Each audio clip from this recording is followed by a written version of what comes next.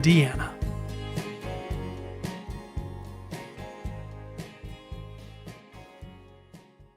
There's a place in the Midwest, 50 miles southeast of Chicago, nestled near the coast of Lake Michigan.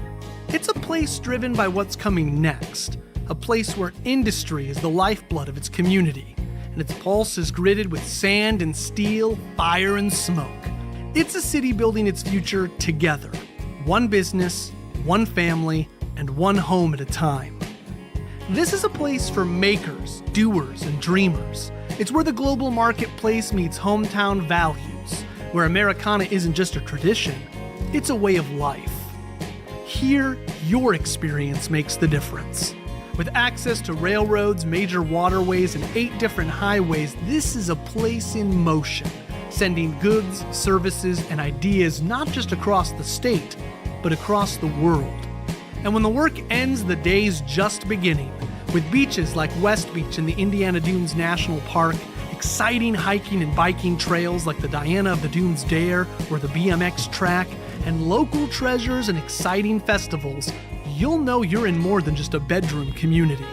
From veterans of foreign wars to hometown heroes, our diversity is our strength, and we forge our future with the same flame as our steel. Oh, there's a place in the Midwest, and it's calling you home.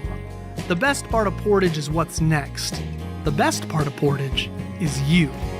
There's more for you in Indiana.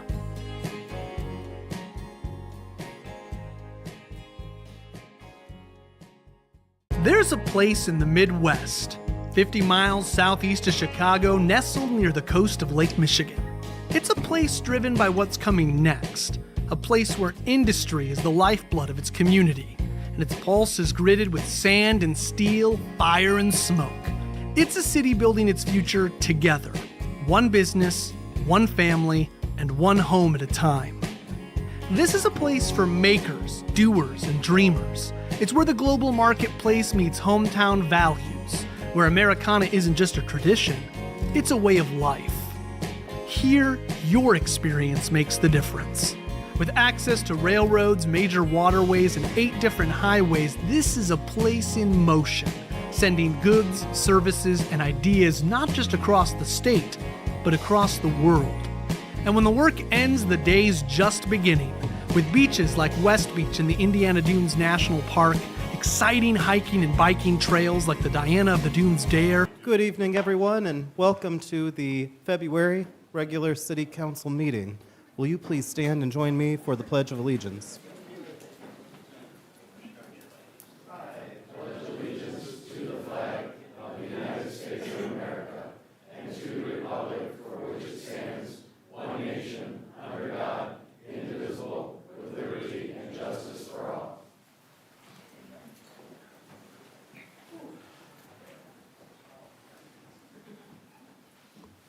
Councilman Parnell, would you mind leading us in a brief prayer? Shall we pray? Our Heavenly Father, we thank you for this evening. We thank you for that wonderful privilege that we have to call you God and Father. Lord, we just pray now that your Spirit will guide us this evening as we take care of the city's business. Heavenly Father, we pray also that you continue to bless the city of Portage and its leadership. We thank you for our firefighters. We thank you for our police officers and all of the residents. We ask for your blessings upon them as well. And then, Father, our hearts this evening are thinking towards those who died tragically last week in those 2 airplane crashes. I pray for their families, that God, that you would give them peace and comfort that only you can. Thank you again, Father, for the wonderful privilege to gather here this evening, and that you are our God, and that you love us with an everlasting love. We pray this in Jesus' name. Amen. Thank you so much. Liz, would you be able to do the roll call? Absolutely. Mayor Austin Bonta, Here. Councilman Ferdinand Alvarez, Here. Councilwoman Melissa Weidenbach, Here. Councilwoman Gina Geist-Hurst, Here. Councilman Bob Parnell, Here? Councilwoman Victoria Vasquez, Here. Councilwoman Penny Ambler, Here. Councilman Colin Zilli. Here. I feel like Every time I've done the approval of the minutes part, it turns out there's like extra minutes I forgot about. Is it just this one set of minutes this time? Yes. So did everyone have a chance to read those minutes, and is there a motion on it? Motion to adopt. Second. We have a motion and a second. All in favor, please signify by saying aye. Aye. I don't vote, sorry, but I support you guys, Spirit. We get to communications, correspondence, and announcements from the mayor. I do have some communications, although I will be brief. But first, I'm going to start with the swearing in of our 3 new police officers. Chief Candiano, are you available at this time? I'm available. Would you like to announce the first, and we'll go from there? So we're start with Anthony James Mako Jr. You want to grab any family that wants to come up with you?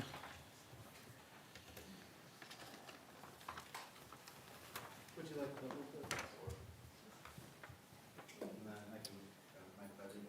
Yes, sir. Sure. Yeah, why don't you guys step over there a little bit so we can see you.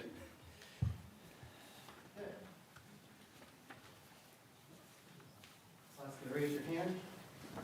Here, I'm always bad at this. I think it's the right hand. There you go. Some people got their different, but. All right, if you can repeat after me. I state your name. I, Anthony James Mako Jr., Do solemnly swear or affirm do solemnly swear that I will support the Constitution that I will support the Constitution and the laws of the United States of America, and the laws of the United States of America, the Constitution the Constitution and the laws of the state of Indiana, and the laws of the state of Indiana, and that I will faithfully and I will faithfully and impartially and impartially execute the duties execute the duties of my office of my office as a member of the City of Portage Police Department as a member of the City of Portage Police Department to the best of my ability to the best of my ability and according to the law, and according to the law, so help me God. so help me God. Congratulations.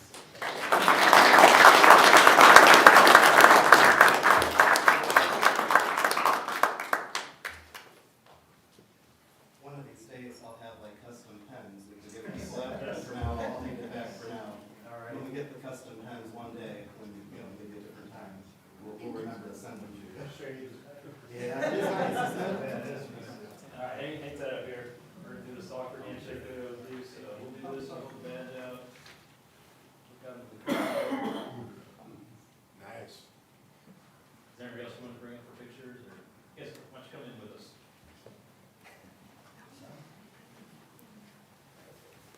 There we go.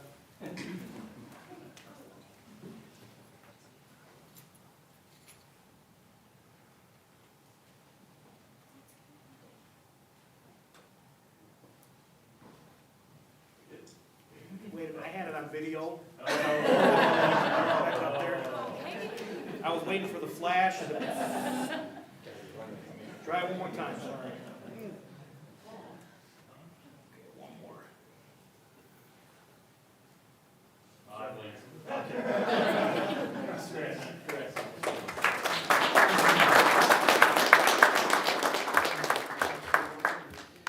All right. Our next victim is Tien Kotsia. Did I get it? Yes, All right. Stole the Bible. Go ahead and bring up anybody you'd like to bring up. Would you like someone to hold this for you? Wonderful. Did you shoot? So put your left hand on and the right hand, and I'll come this way. Just kind of. I just want to make sure they got a good view for the cameras, you know? So if you can repeat after me. I state your name.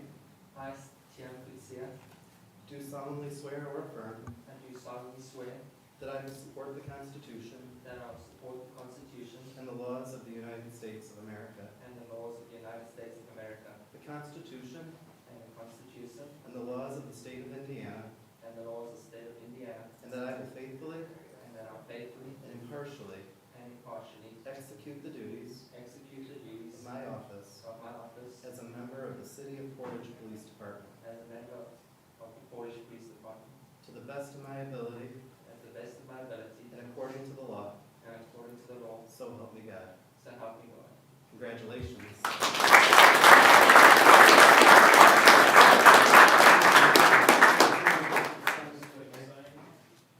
Get this down to a science one day, but there you go. It's not that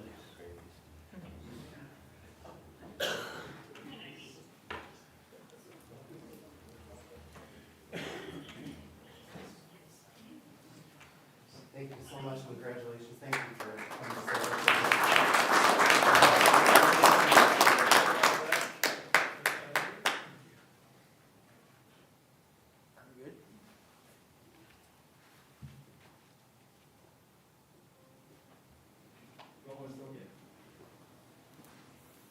Anybody else? Go for it. Wasn't on video, was it?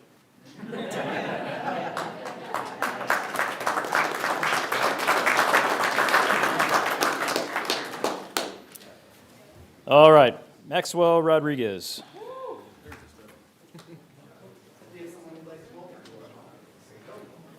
Put your left hand on and then right hand up. All right. Gina, how did you end up over here? Look at how sweet you are. Of course. No, okay. I see her everywhere. So you can raise it and then I'll say, if you repeat after me, I state your name.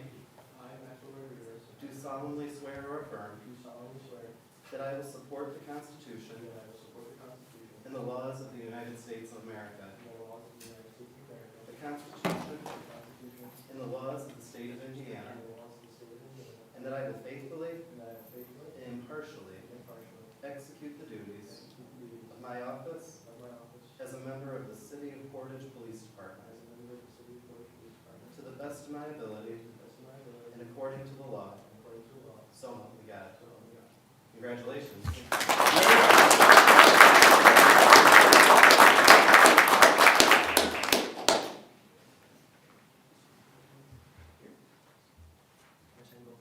Yes, eventually one becomes your copy and one becomes ours, but I've never quite understood the transition process, but I've not lost one yet, so I'd rather not mess with it now. Congratulations again, thank you.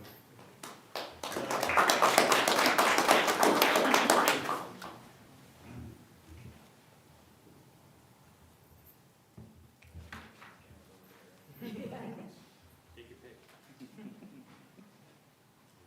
Anybody else want to come up? Oh,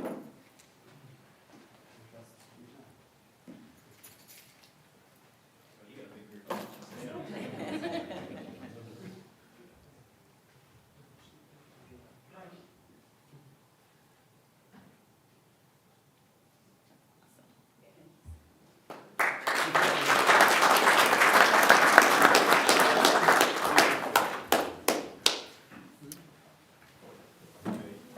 Mayor, I just want to thank the family that come out to support the our new officers. And we talk about it all the time. This job is challenging. There's a lot that goes into it, physically, emotionally, all those different things. And as you all well know, we've been kind of updating you over the last year. We've had a lot of stuff going on. So it's really important for them to have family and friends that support them. And it looks like they've all got a great group with them here. So I'm just really excited to have you guys, and we'll get it going here. They're going to start training, and I think they're going to go to the academy in probably August. So you may actually see them out on their own prior to that. So, but again, I just want to thank everybody that came and supported them. And you guys can probably get out of here because I don't think you want to hang out for Unless the, you're really marathon into meeting. local government, which I Yeah. mean I am, and if you're into it, eventually you might become mayor. I'll give you the But- Cliff Notes version tomorrow if you want it. But So. that said and done, thank you all, and to the families of everyone who came, thank you for being here to support this incredible decision that these young men have made to serve our community. Thank you. Thank you.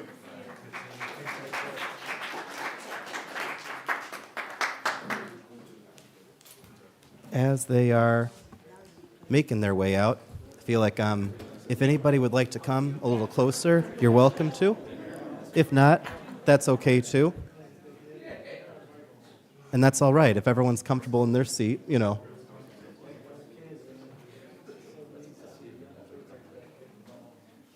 I feel like we're at like a wedding where like the bride's got more people than the groom's side. I just feel a little, you know.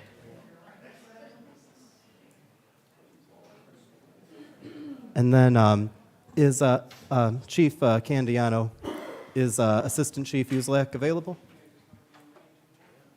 I had him lined up, but my timing might not be perfect.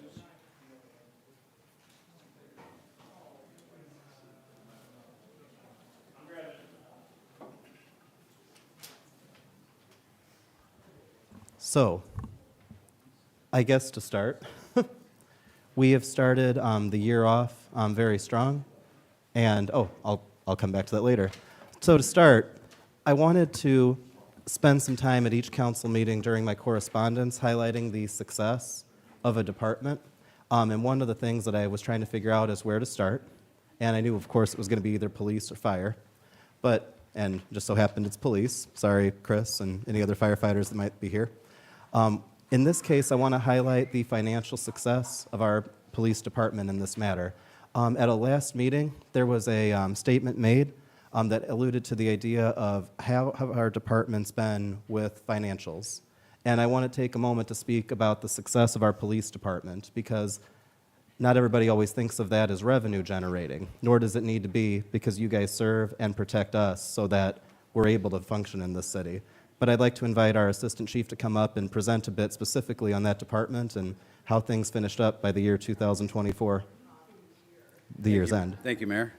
So it's pretty important to know that the police don't generate money like the rumors say. So we've all seen Facebook, we've all seen whatever blog that the police are out. I see lights everywhere. They're making money. They're bringing money into the city. None of that is true. So we are grateful because it's you as the citizens that support our operations. We work off the general fund, and it's you that pay for your police department. We're very grateful for that. With that said, we have to be good stewards with your dollars. So we're very, very frugal as we can be with the state of the world today. So with that, I'd like to report that at the end of last year, I received, thanks to the Clerk Treasurer's Office, thank you very much, I received a report from last year that was dated, I got it on January the 21st, so that absolutely covers all of last year. And I'm proud to report that we were 1.85% under budget total, and we turned in lots of money. So the planning that we do, all the hours that we spend together speaking with the mayor's office, the council, the clerk's office, we were pretty close, but we didn't go over budget. We actually allowed some of your dollars to stay in the bank, so to speak, to the tune of nearly 2%. So I wanted to report that to you. That is so appreciated. Thank you, Ted. Thanks. We'll bring up some others as we go, but to start from there, knowing that this might be a potentially long meeting, I'll jump ahead for the end. So we can go over to the Clerk Treasurer's report. I just want to say that my office is diligently working on the annual financial report, which is due March 1st. We're more than halfway through it. It takes a lot of time to gather all the information for the whole year to make sure it's completely accurate. And I do want to introduce my new employee that was approved by the council back in December. Tammy, if you could come up or just stand up. This is Tammy Burke. She comes to us from the State Board of Accounts. She lives in Cedar Lake. She's a mother, not a grandmother yet, but she's a mother of 5 boys. And she is a very, very welcomed employee in my office. And we've made a lot of improvements. We're also going through the State Board of Accounts audit. We've corrected a number of them with the help of Tammy, my office, the mayor's office, the HR office also. We're going down each item and checking it off. And hopefully in 2026, when we have our next audit, they will give us a clean bill of health. I mean, they're always going to find something wrong with any city, but at least we're going to correct all the ones that we got gigged on for this year and in the past years. That is our goal. I would like a round of applause for our new hire.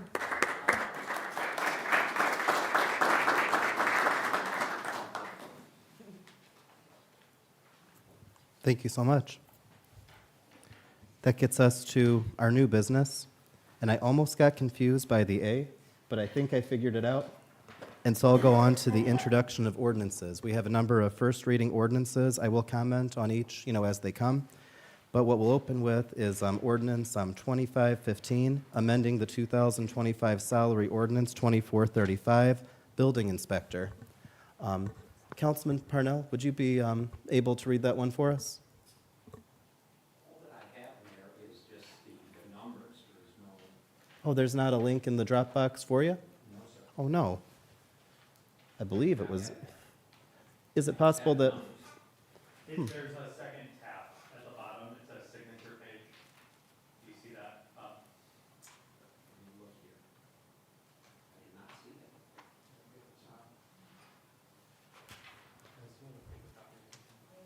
I have it now. Thank you. well, there we go. I was going to say, we're going to be in for an even longer meeting if we don't have all of those.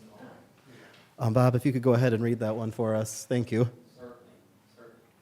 Salary ordinance budget year 2025, ordinance number 25-15.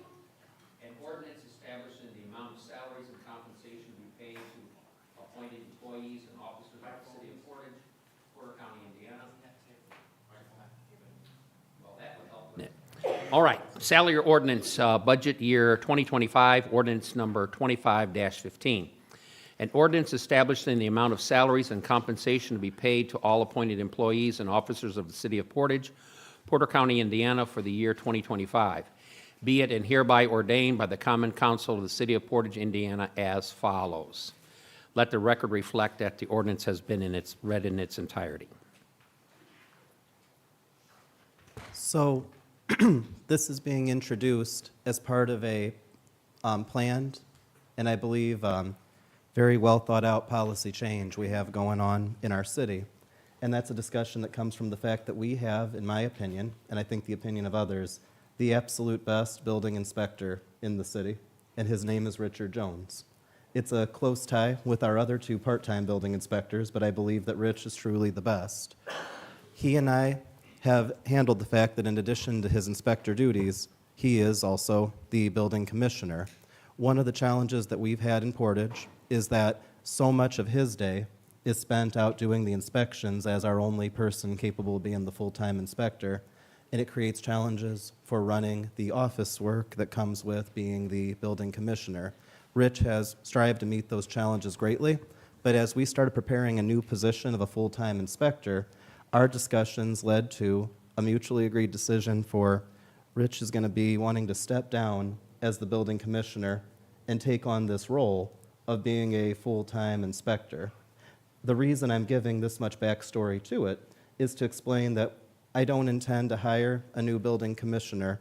Instead, I'm going to be asking, and it's been accepted for Tom Cherry to come in as he's already our planning director, but he'll be overseeing the building department during a time of transition. Him and Rich have been working together very well on this, but all said and done, we want to have a plan, ideally for this month, for Rich to finish one pay period and then switch over to the job of a full-time inspector. Tom's available to discuss that. I don't see Rich, but that's okay. I know that he's excited about this. I say it here and it's in the front because I do hope that we can get this done sooner than the March meeting. So I'll leave that up to the council, but just to explain the intentions with this, it's not to create a new position, it is to essentially finish up one position and start a new.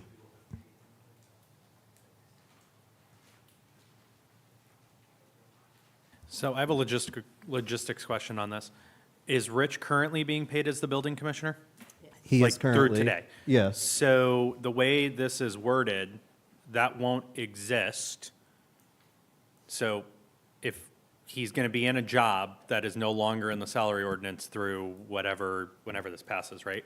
So I don't know that this is how we want to do this, because you're going to run into an issue where from January 1st to, assuming this passes, today, he will have been paid one rate for a job that's no longer going to be in the salary ordinance because we're about to remove it. I was going to say, does this ordinance, and I apologize if there was an issue there as this was getting prepared, the intention was to keep that in so that he'd be able to transition out. So I would think that the way to remedy that, and I apologize if there's an error in there, would be to amend in such a way the position is created without eliminating the other, at least until such time that we hit the next council meeting where I'm going to ask you guys to formally merge the two departments or take the steps to do that. Right, I think what we would want to do is leave building commissioner in, and then have this new position effective whatever date it's going to start. So then there's a clear on this date, his new pay is this, as opposed to, you're gonna have an ordinance that says from the first pay date in January, but he wasn't in that job from January 1st to March, whatever. And that is a very good point. Tom, I believe that there is a date set, or maybe Leanne knows the answer, because it's based on a pay period, right? So the effective date would be February 14th, would be, I'm sorry, through the 14th? Friday the 14th would be his Last. So we would want it to start on the 15th? The 16th, which would be the Sunday. That would be the beginning of the pay period. I completely am agreeable to that, and I apologize because. Yeah, it's just, we're gonna run into an issue where you were Oh, I paying a think building that- commissioner without there being anything in the salary ordinance, and then someone downstate's gonna catch that. Yeah, and again, with intent expressed, that's my hope would be to go that way. So are you asking for us to consider this tonight or at the March meeting? I'm asking for you guys to consider this tonight so that it can go into effect by that date in February.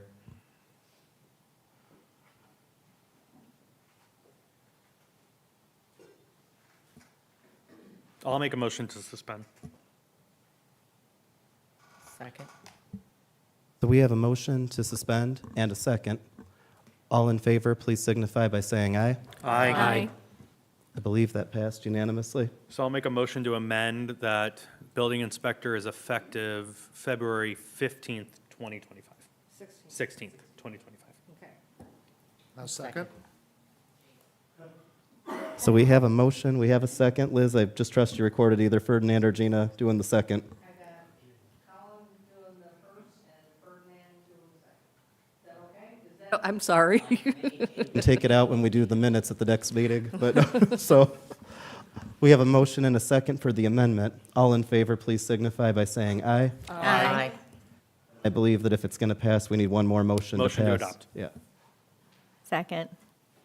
We have a motion and a second. All in favor, please signify by saying aye. Aye. Thank you all.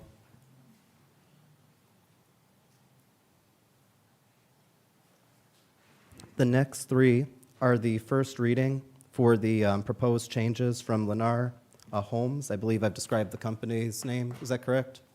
Yes. To do a change from the current zoning, which is a single-family, zoning along Swanson Road over by 700 to be a planned unit development. As you guys, I believe, at this point are familiar with, but just speaking for everyone, including people in the audience, one, this requires 2 readings. We're not able to suspend the rules on this. Not that I know whether or not you guys would if you could, but just to say that it has to go to our next meeting. But it's 3 ordinances because Portage is set up for a PD, is that you have to first change the zoning for the land to the PD zoning. Well, Tom, you can correct me if I'm wrong, and then you can make the change to the PD. That's, the zoning change, the base zoning change, then. Oh, yes. Change to a PD zoning. So in this case, it would be, first, assuming that you guys wanted to do this, going from R2 to R3, then R3 to PD R3, and then finally the ability to create the PD. That'll get voted on at the next meeting, but just to understand that that's just our code, and that's the steps for it. My question for, well, I guess we need to have this read, I'm sorry. My question there would be, Ed, would it be best to have them each just read as a first reading, all in one? Yeah. Or do I got to do them one at a time? Yes, that should be sufficient. If I could ask Councilwoman Weidenbach, would you be willing to read those? All 3 of them? If you're inclined. And then you won't have to read anything else for the rest of the night. How about that? Ordinance number 25-16, an ordinance of the City of Portage, Indiana, amending Chapter 90, Article 5 of the City of Portage Municipal Code entitled Zoning Map. Be it and hereby is ordained by the Common Council of the City of Portage, Indiana as follows. Section 1, the ordinance shall amend Chapter 90, Article 5 of the City of Portage Municipal Code and accompanying zoning map in the following manner. The zoning shall be changed from R2 low-density residential to R3 medium residential for 80.13 acres. Let the record show it's been read in its entirety. To go to the next one, I'm going to write down, so remember my promise there. Ordinance number 2517, an ordinance of the City of Portage, Indiana, amending Chapter 19, Article 5 of the City of Portage Municipal Code entitled Zoning Map. Be it and it hereby is ordained by the Common Council of the City of Portage, Indiana, as follows. Section 1, this ordinance shall amend Chapter 90, Article 5 of the City of Portage Municipal Code and accompanying zoning map in the following manner. The zoning shall be changed from R3 medium density residential to PDR3 for approximately 80.13 acres. Let the record show it's been read in its entirety. Thank you. Ordinance number 2518, an ordinance of the City of Portage, Indiana, amending Chapter 90, Article 7 of the City of Portage Municipal Code entitled Zoning Districts and Map, creating a planned development overlay for the below described property pursuant to Article, what is that? What is that?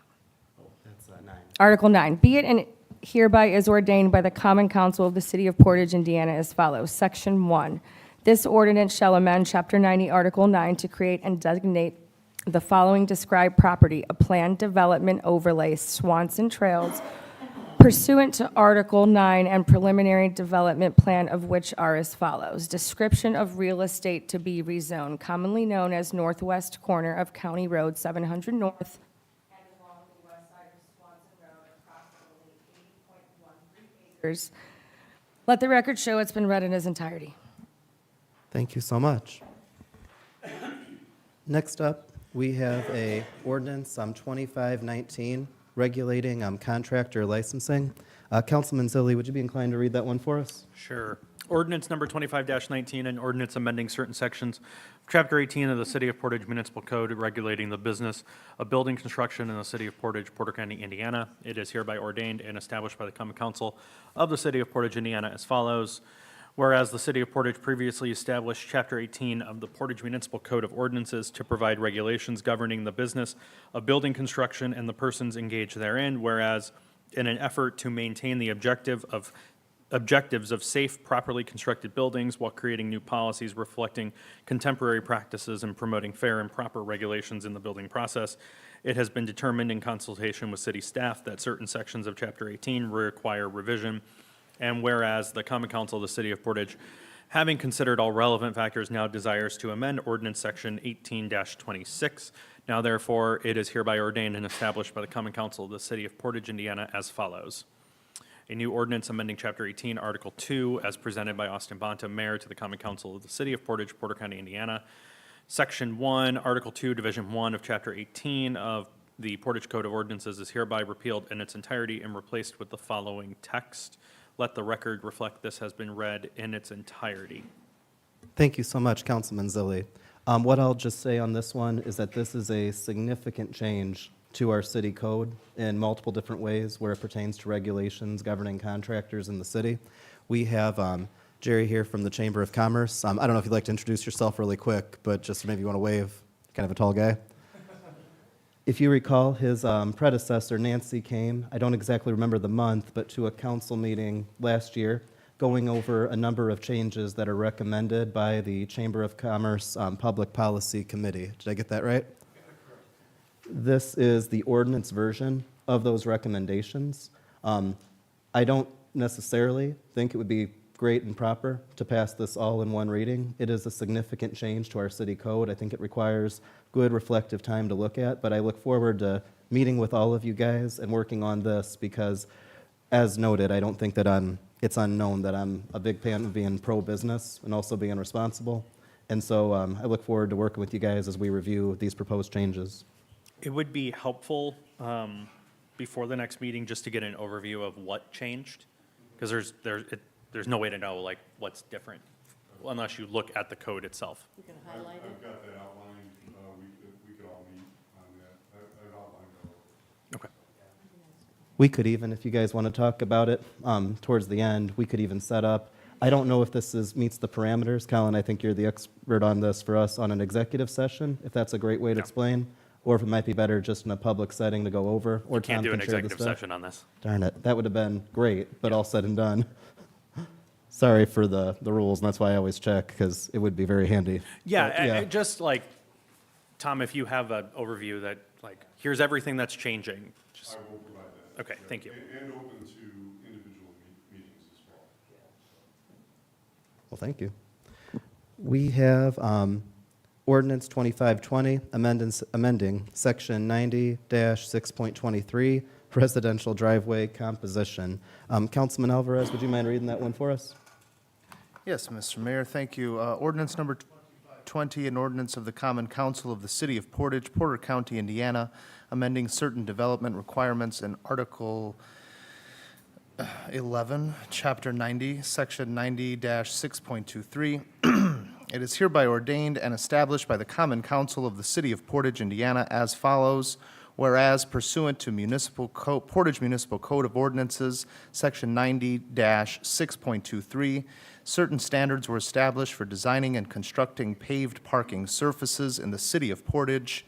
Whereas, in an effort to clearly establish design and construction standards for paved parking areas in residential areas of the City of Portage, and having considered all relevant factors, now desires to amend Ordinance Section 90-6.23 to assure that parking surfaces are constructed of uniform, high-quality, desirable materials. Now therefore be it ordained and established by the Common Council of the City of Portage, Indiana, as follows.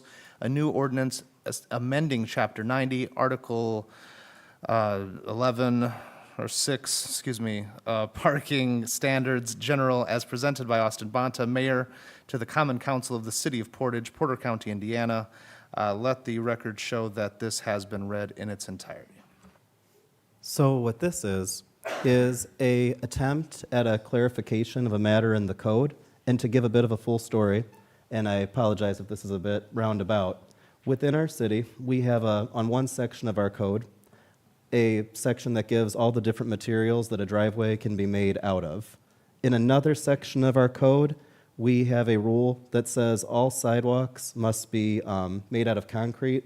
We've got another rule in our code that says that all new neighborhoods or new development has to have a sidewalk unless given a waiver.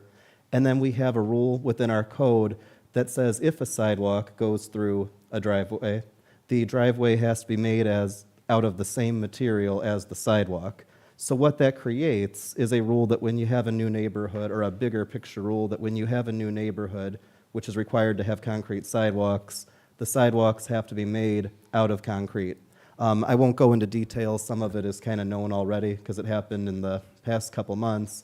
We had a developer who believed that they found a way, based on reading one part of the code, that they could go ahead and put in asphalt driveways in a place that they could not. This proposed ordinance is an attempt to clarify the code. If you guys don't feel that kind of clarification is necessary, let me try that again. That came off a little weird. If you guys feel that we should just stick to the code as written, I could understand that point.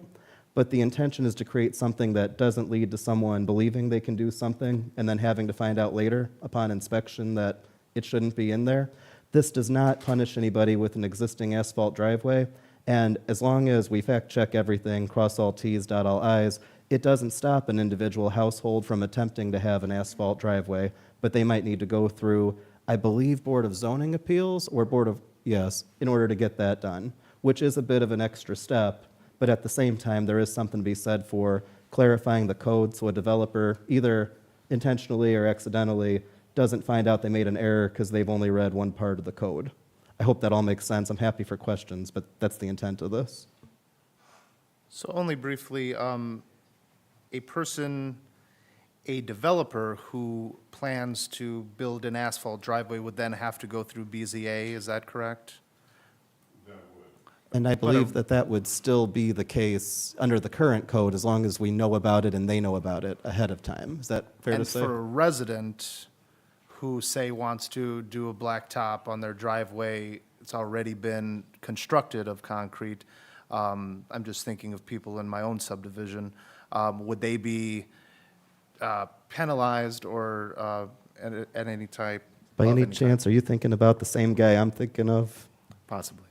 He would be fine, and actually because first off, nobody already with one would be impacted, but also I don't know the history of that house, so I don't know if I don't want to get anybody in trouble. I don't know the history, but it doesn't have a concrete sidewalk running through it, So I think it is safe to say, however that particular house you're thinking of, and I think I'm thinking of, happened, it's very clearly following the current ordinance by not having a concrete sidewalk running through it, even though the rest of the neighborhood, unless there's a house I'm not thinking of, I believe is all concrete with concrete. Very good, thank you. And so then we have ordinance 25-21, establishing a board-up vendor list. Councilwoman Ambler, would you be able to read that for us?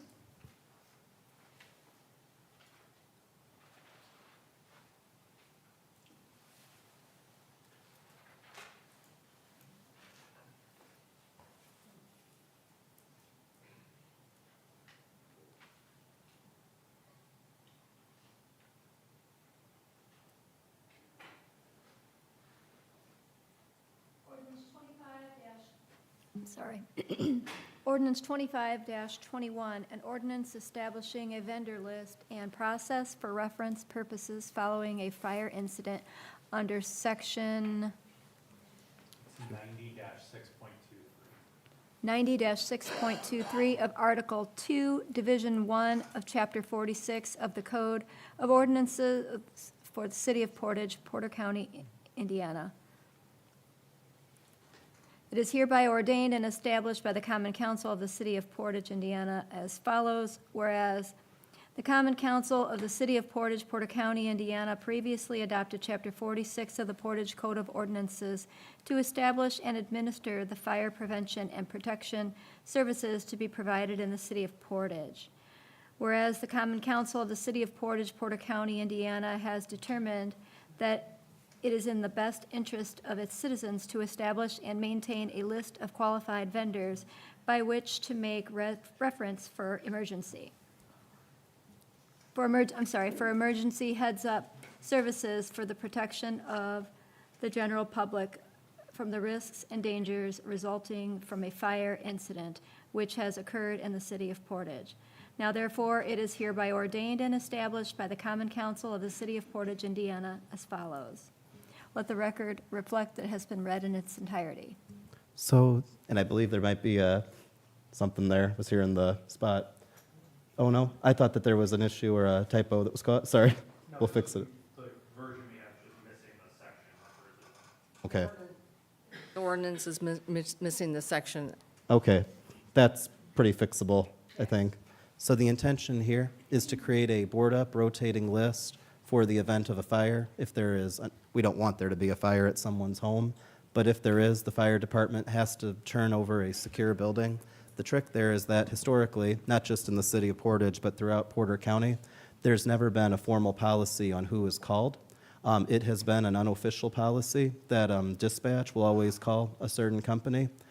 We initially looked into different ways to handle this, and after being confirmed by the dispatch that if we were to make an ordinance that had a rotating list, they would follow it the same way that they follow our towing ordinance for the police department.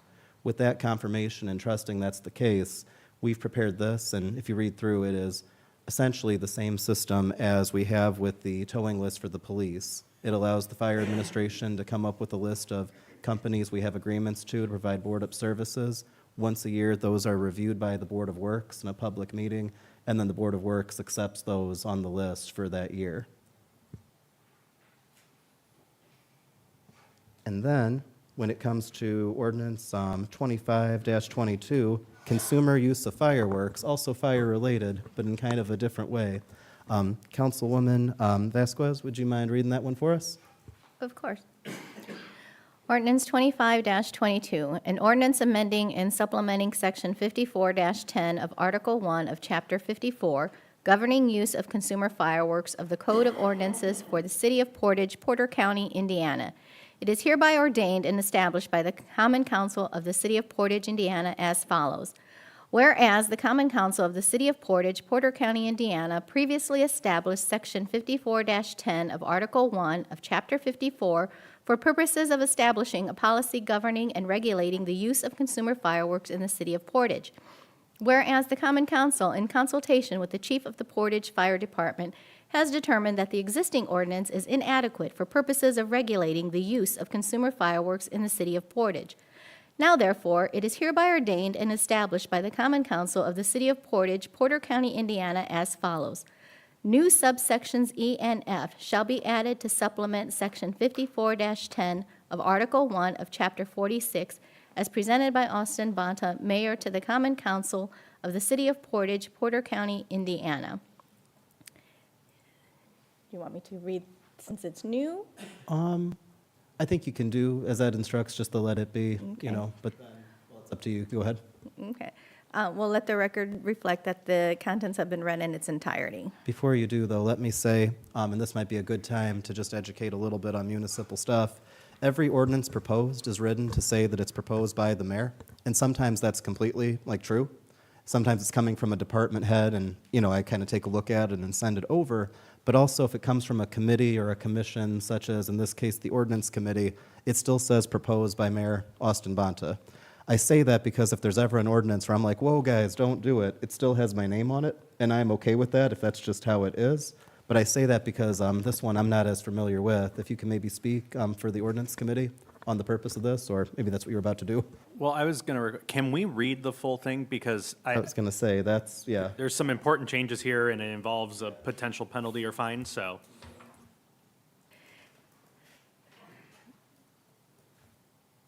To continue. Section 1. Section 54-10 of Article 1 of Chapter 46 of the Portage Code of Ordinances is hereby supplemented with the following new text.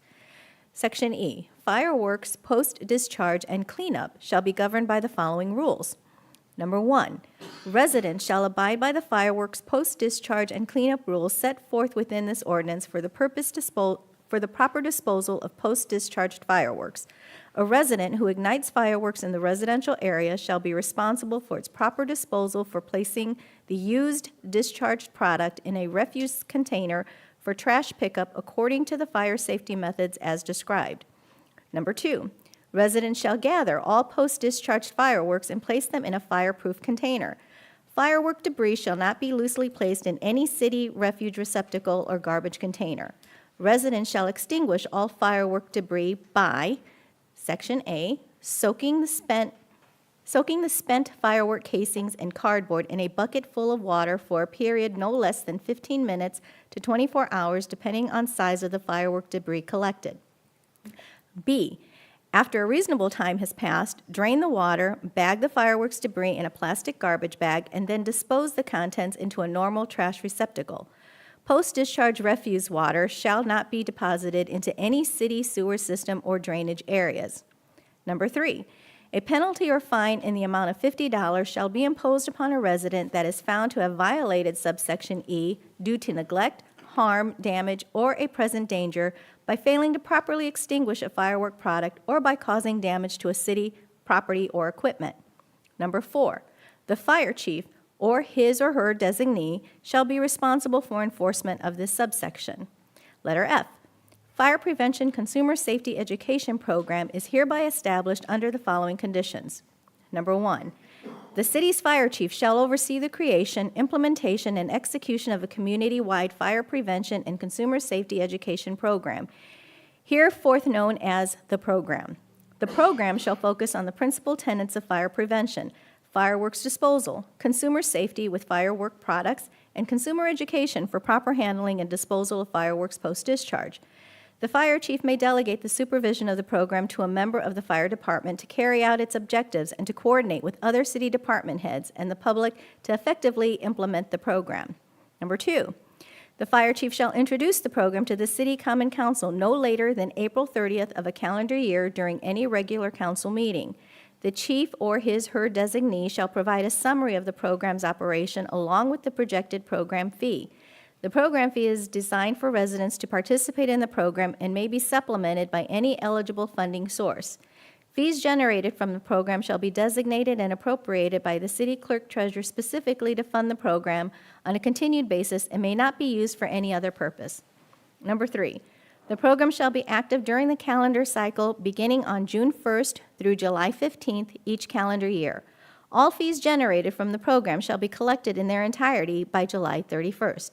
Section 2, conflicting ordinances. Any ordinance or provision of any ordinance of the City of Portage in conflict with the provisions of this ordinance is hereby repealed. Section 3, severability. The invalidity of any section, clause, sentence, or provision of this ordinance shall not affect the validity of any other part of this ordinance which can be given effect without such invalid parts or parts. Section 4, effective date. This ordinance shall be in full force and effective from and after its passage and adoption by the Common Council and approval by the Mayor of the City of Portage, Indiana. Passed and adopted by the Common Council of the City of Portage, Indiana, this blank day of February 2025. Now the ordinance has been read in its entirety. So I want to be really clear, and actually I guess, I don't know if we're allowed to discuss technically, does it have to wait till a second reading? And I want to say two things. One, just because my name is at the top does not legally mean that I'm the guy who wrote this. And I say that also to say I am absolutely for proper disposal of fireworks and proper education about the disposal of fireworks. I say that because I don't want to give the impression I'm against. I guess what I wanted to know about a little bit was history of this and enforceability. I say that because, of course, we have, it dictates, a couple of different things being done by a department, and usually when that's the case, it's presented to the Board of Works because of the functionality of it. It's not to say we don't have anything with the council.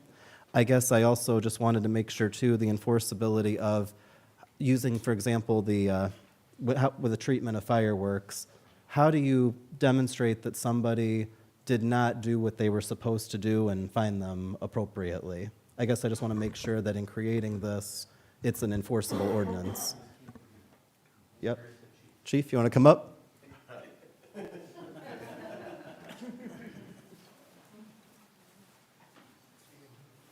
And again, I don't by any means want to give the impression that I am opposed. I think it's, I'm not. I just want to make, I've got the reporter here. Please don't construe this as me being, but I just want to make sure I understand what's being asked, how it's enforced, and everything like that. So the enforcement is we're not going to drive around and be looking for people that, are improperly disposing of their fireworks content. It's really going to come from a complaint or an incident. Those would be really the main ways that we would, be interactive within this. Again, we're not going to drive around and be the fireworks police. But we have had instances where there are people that want you to be, just so you know, and they want the police to be the fireworks police too. But anyway, yes. Go ahead. I'm well aware.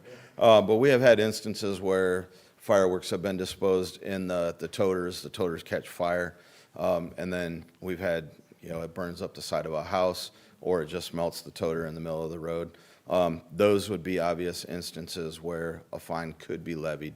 Again, we are not driving around and checking whether or not people have or have not appropriately disposed of their fireworks. Essentially, it's when there's a problem, it's the discovery of the problem that's how you identify someone didn't do something correctly. Correct. And part of this is also creating the program to educate and potentially provide a container that folks can use to dispose Absolutely. of fireworks. Yeah, more times than not, we don't want it to be punitive. We want it to be educational. And the more people know, the better off that it's going to be for the community as a whole. And I think that my last question really was about the financial end of it. Liz, the mechanisms outlined in this allows the fund to be created the way that it's described in the ordinance. Is that correct? Yes, it does. Okay, then I am for it. I love the name, the program.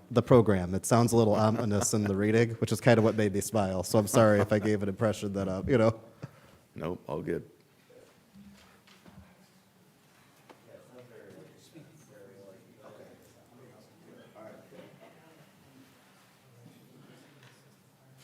All right. So now we move on to the second reading of ordinances. So we have ordinance 25-2, amending the 2025 salary ordinance 24-35, human resources. Councilman Parnell, would you be willing to read that one for us for the second reading?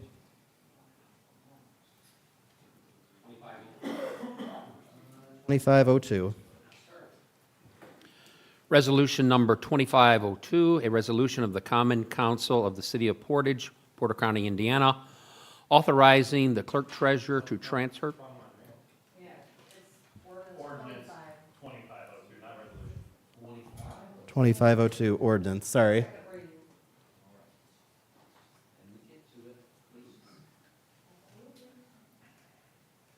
believe there needs to be the page that actually reads the intro to it. I'm not sure if that's on the screen. Is it the It's second? the second tab again, Bob. Oh, okay.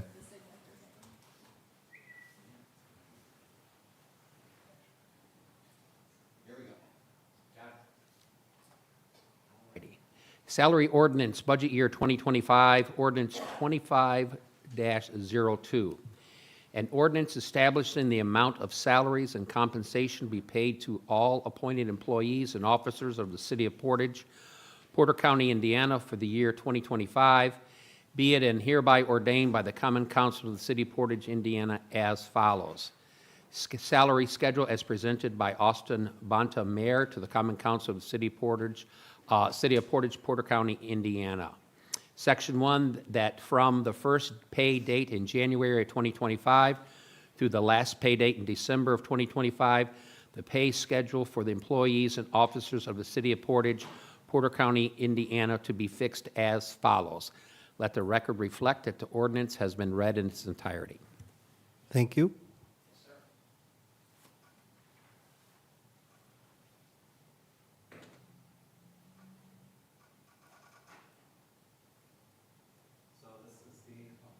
This is the proposed increase, so we're going through each of the proposed increases as currently set up for 2025. This one is the raise for the Human Resources Department.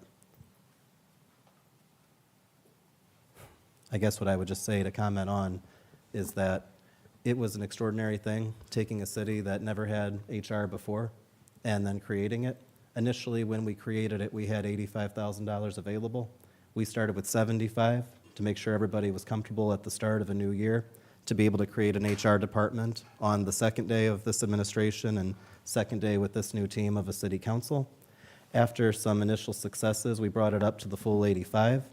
Given the fact that we have, and I apologize, Lynn, can you give me the number of employees we have right now altogether? We have about 330. About 330? We are really a city, based on multiple studies that show that we should have a 2.5 person HR department. Right now, we have a 1.5, which is getting better. But given that we have somebody who has been covering that for the whole city, and somebody who's done an extraordinary job of fixing problems we didn't even know we had, solving liabilities we didn't know that we had, everything from forms with the federal government that had never been turned in the city's history that could have gotten multiple departments in trouble, identifying the fact that the city had a serious flaw in its drug policy, which is to say it wasn't actually written, whether that's the fact that we, despite years of having the need, never had set up a safety committee. And by setting one up and having somebody that put that together, it saved $180,000 in our premiums for workman's comp. Whether that's identifying that we were paying companies very odd amounts, including one company $90,000 a year, every year since I think 2013, for work that was meant to service our employees but that they were never told about. And there is more savings to come, and there's more advocacy to come. I'm very proud to have Lynn here. I know she's available if you guys have any questions, but I think that this is the adequate amount for the work being done and the services being brought for our city. I will make a motion to adopt ordinance 25-02, amending 2025 salary ordinance 24-35 for human resources to reflect an annual salary of $95,000. I second. We have a motion and a second. Liz, would you prefer a roll call vote for these, or for a salary, I believe? Okay, we can do it now. I'd rather do a voice call or a roll call. Okay. Then we have a motion and a second. Liz, if you could begin the roll. Just a brief discussion, if we may. Oh, that's fine. Prior to the vote. I understand the amount of work that goes into everybody's position, and it's really unfortunate that, right, each person must come before the council and have their pay raises negotiated in front of everyone at home. My only concern is that the timing. It seems, and even tonight, 13 positions up for a pay raise while our budgets are tight and tightening. I just have some reservations about that, and I just want to put that on the Sure. record before And we I'll- make any votes. And Thank I'll you. add two, and I'll identify, because with these 13, it began with an effort to just have one, but last year, it became very complicated to get one passed. What I'll do is two things, though. Well, maybe one. If I mix this up, I'll say the two. I'll identify with each what's already budgeted versus what's funded. This is a budgeted increase. When I communicated the 2025 budget, this is one of the items that was built into the budget, and it was passed. Not to say that someone's got to vote for a budget and then immediately vote for everything in it, but it was advocated for by me, in the office with the 2025 budget to anticipate this raise. And so it's not a matter of exceeding money in the budget in this case. I'll also identify future ones where if something is not specifically in the budget, where there's either a source for it, or if there is not a marked source, which has happened with some of these, I'll identify that too. But this is a budgeted increase. So we have a motion and a second. Liz, when you're ready. Councilmember Alvarez. Nay. Councilmember Weidenbach. Yes. Councilmember Hurst. No. Councilmember Parnell. Yes. Councilmember Vasquez. Yes. Councilmember Ambler. Yes. Councilmember Zilli. No. That passed 4-3. Yes, absolutely. All right. That gets us to ordinance number 25-03, amending ordinance 2025, salary ordinance 24-35, chief of staff. If we could read it first, if we just go down the line. Victoria, would you mind reading that one? Salary ordinance, budget year 2025, ordinance number 25-03, an ordinance establishing the amount of salaries and compensation to be paid to all appointed employees and officers of the City of Portage, Porter County, Indiana for the year 2025. Be it and hereby is ordained by the Common Council of the City of Portage, Indiana as follows. Salary schedule as presented by Austin Bonta, Mayor, to the Common Council of the City of Portage, Porter County, Indiana. Section 1, that from the first pay date in January of 2025 through the last pay date in December of 2025, the pay schedule for the employees and officers of the City of Portage, Porter County, Indiana be fixed as follows.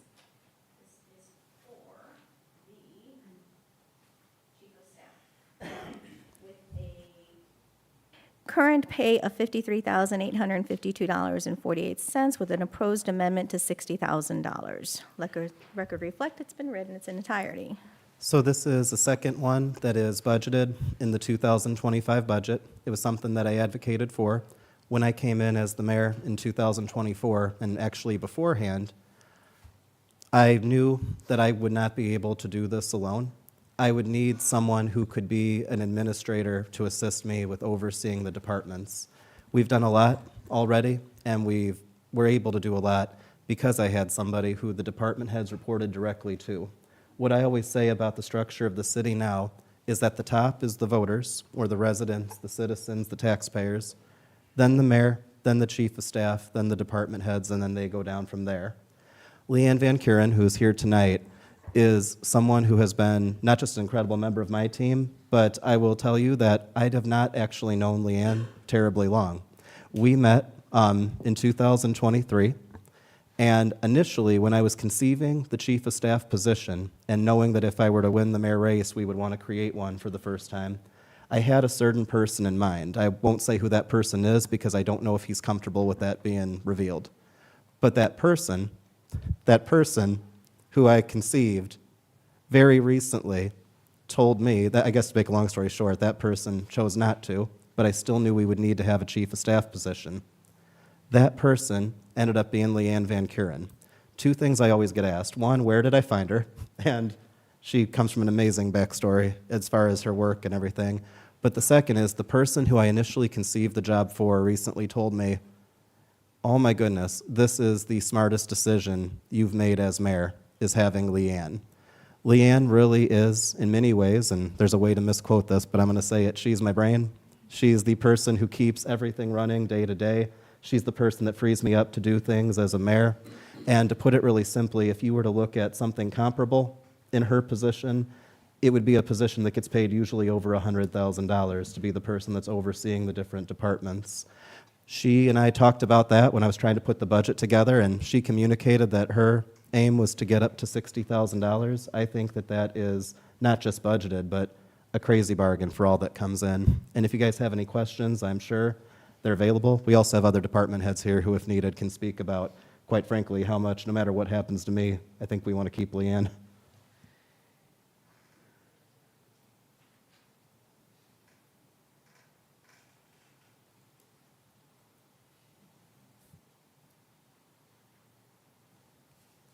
I could just add, she is not my assistant. She is not my secretary. She is the chief of staff of the city. It's an administrative position. I'm very proud of it, and I've corrected people who get those two situations confused. I make a motion to approve and adopt the chief of staff increase from $53,852.48 to the amended amount of $60,000 for the 2025 salary. I'll second that. We have a motion. We have a second. Any discussion? I would just reiterate my previous comment. Thank you. And as noted, this is a budgeted position for the 2025 budget. Liz, if you're ready, I believe we have a motion and a second. You can call roll. Councilmember Alvarez, Nay. Councilmember Weidenbach, Yes. Councilmember Hurst, No. Councilmember Parnell, Yes. Councilmember Vasquez, Yes. Councilmember Ambler, Yes. Councilmember Zilli. No. And that passed 4-3. That gets us to Ordinance 2504, amending the 2025 Salary Ordinance 24-35, Team Management, also sometimes called Team Management and Events. Penny, would you mind taking that one? Salary ordinance, budget year 2025, ordinance 25-04, an ordinance establishing the amount of salaries and compensation to be paid to all appointed employees and officers. Am I reading the right one? Of the City of Portage, Porter County, Indiana, for the year 2025. Be it and hereby ordained by the Common Council of the City of Portage of Indiana as follows. Salary schedule as presented by Austin Bonta, Mayor of to the Common Council of the City of Portage, Porter, Indiana. Let the record reflect this has been read in its entirety. This is the position currently held by, and will continue to be held by, Norma LeBoy. For those who don't know Norma, she has been with the city through thick and thin, and prior to me serving as the mayor. Her decision to stay on, I think, is one of the most positively consequential, that is to say, of consequence that is positive for this administration. Norma, I don't want to use the expression she knows where the bodies are buried because that implies something kind of bad. What I mean by that is Norma has been involved in the city for a great while. She was the assistant to the previous mayor. And when we discussed back in, 2023, I keep wanting to say last year, but we're actually moving it 2 years ago, her desire to stay was a huge deal for me. Now, the challenge is that we had already eliminated a certain position, and we were bringing in Leanne as the chief of staff. The benefit is that in the salary ordinance at the time, we had this position that had been created called Team Management and Events. And it wasn't defined. It existed in the salary ordinance. It had a salary. But when Norma took the position, I explained that I'd like it to be a way to focus on some of the main things she does, driving the public relations for the city, building relationships with businesses and nonprofits. And I could explain a number of things, but to put it in the simplest way that I can, those fireworks, which I know that each year different people like or don't like the fireworks, but it costs over $20,000 to do the fireworks on the 4th of July. Norma's the person who raises that money because it's not, and it really can't be, taxpayer dollars that pay for that. The Christmas tree lights, our Memorial Day program, the coordination with different nonprofits, charities in the city, that's all handled by her. And to make a long story short, I think that the proposed raise reflects the level of work that's come with the change in her job. It wasn't a reduction in work, it was an increase in focus in a certain area. One big change is that in her previous job with the mayor's office, Norma did not directly solicit from businesses, nonprofits to get involved. And I think that spoke to the fact that she had a dual role that had, two different focuses. Now she's out recruiting new people to partner with the city, and I think of it as recruiting, but raising money for these causes such as the fireworks through our PEP program. I say this from the bottom of my heart, and if you need proof, you can look at some of the county's records. I am not great at fundraising. I'm very comfortable at saying that. Norma is fantastic at fundraising on behalf of a good cause with the city. She also does an excellent job managing the public relations via that through our partnerships with the chamber, our city's social media. Believe it or not, I don't run our social media pages. I have my own, kind of famously, but not the city's. I made sure Norma never gave me the key to that. You don't want me to mix up and say the wrong thing on the wrong one. I guess I could go on, but to speak about Norma's role, it really is something that is so the stuff you don't always see that we take for granted. And she also doesn't like it when I talk about her. If you've been to our prayer breakfast, you know that too. But I really think that this reflects the level of work that's being done on an even better defined job than it used to be. Let me try that again. A job more well-defined than it was when it started.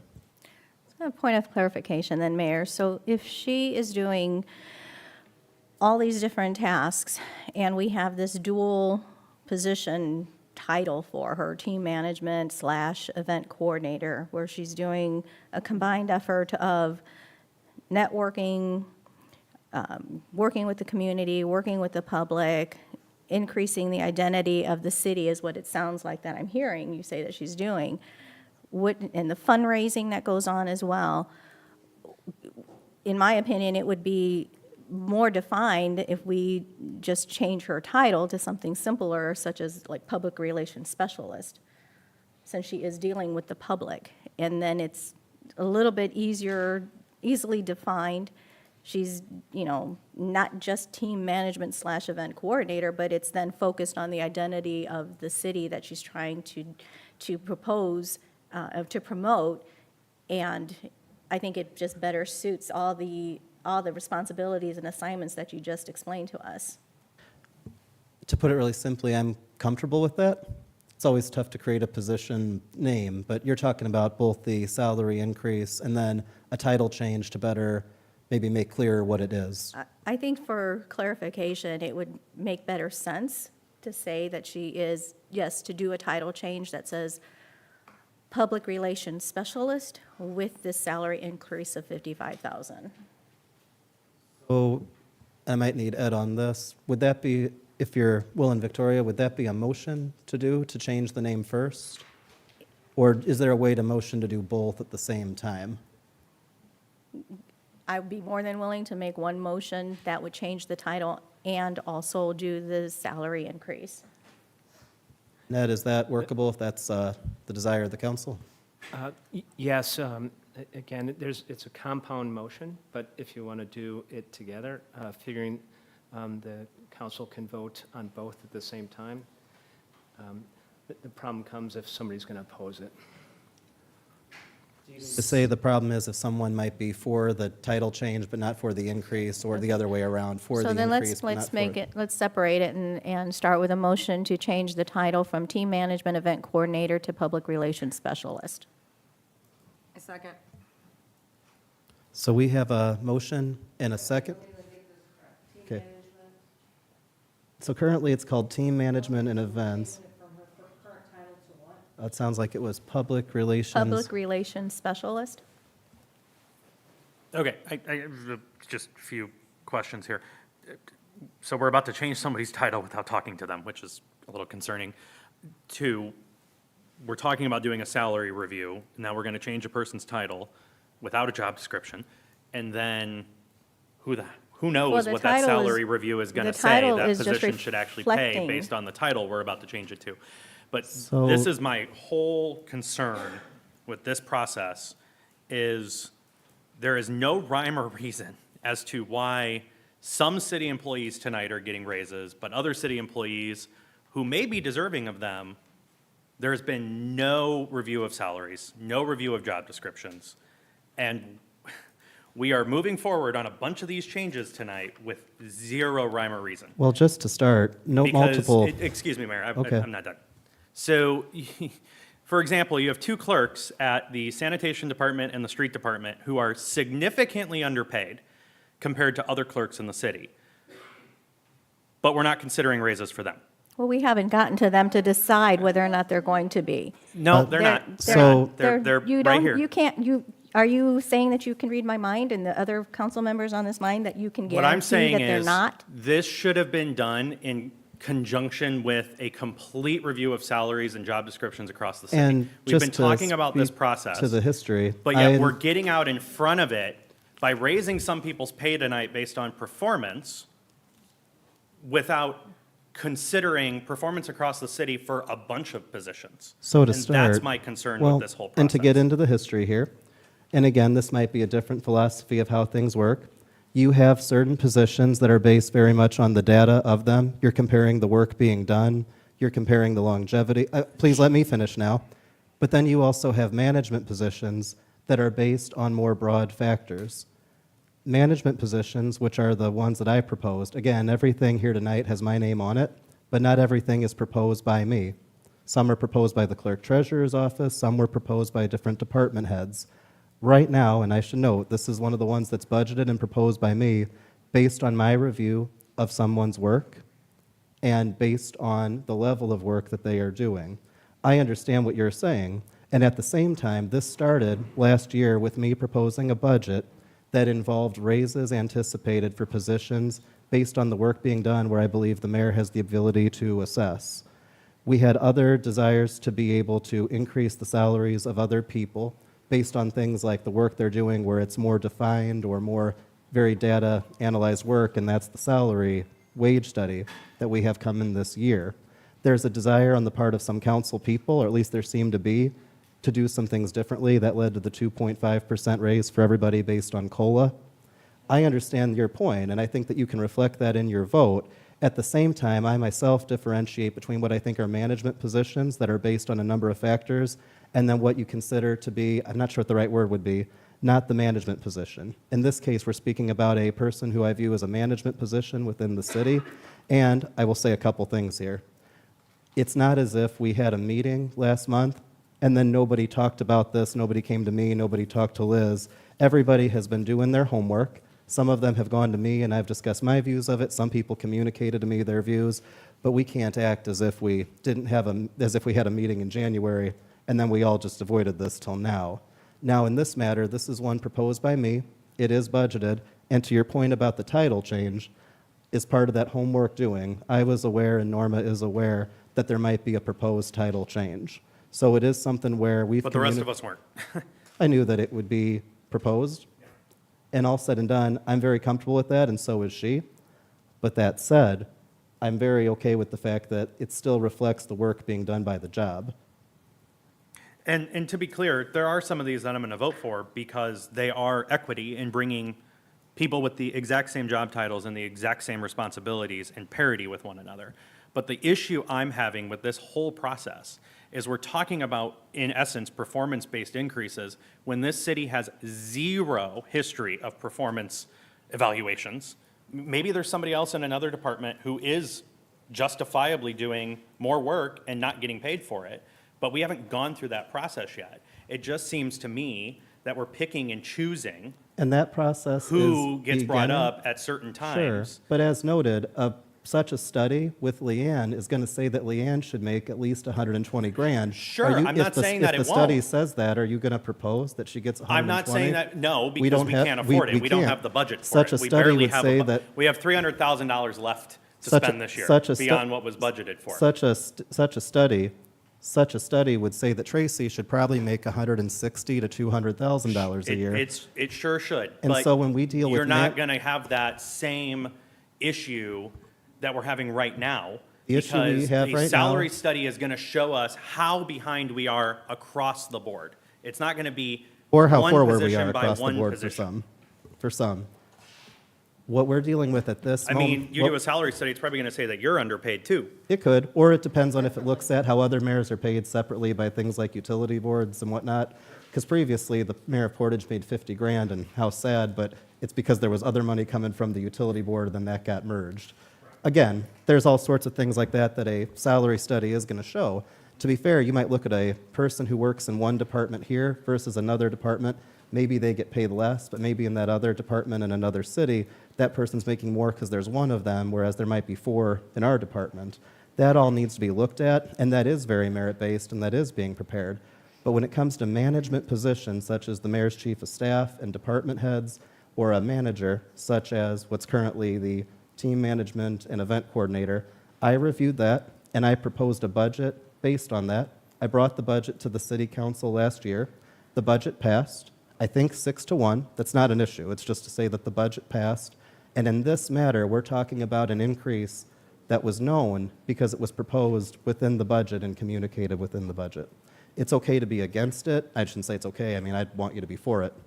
But in this matter, and that's why I'm noting what is budgeted and what was planned, there are other things proposed tonight where what you're saying might very well hold water. But in this matter, this is the proposal that was budgeted, planned, and based on my review of an employee's performance in an area where I believe I have the ability to review it. Sorry to be a little long-winded. So, if I may use an analogy, it's kind of like when I buy a pair of pants a size too big, doesn't mean I have to gain weight in order for them to fit right, right? So that's my only takeaway from this, is that we don't, just because it's budgeted doesn't mean we have to spend that additional money. Thank you. True. I do think, though, that if you know that something is being budgeted in a line item that can only be spent within that line item, it is a good time to bring that up during the budgeting process. But that's just strictly a budgeting view, maybe that I have and maybe other people have, that if you know that you don't expect a certain position to get a certain amount, it's probably good to discuss that first. I apologize for being a little long-winded there, but I will state that I took the evaluation of the people who are directly reporting to my chief of staff and then ultimately to myself with huge consideration, and this is one of them. There's other ones where there might need to be more stringent review as we go down the line, and ones that I can't directly speak for. This one is one I can directly speak for.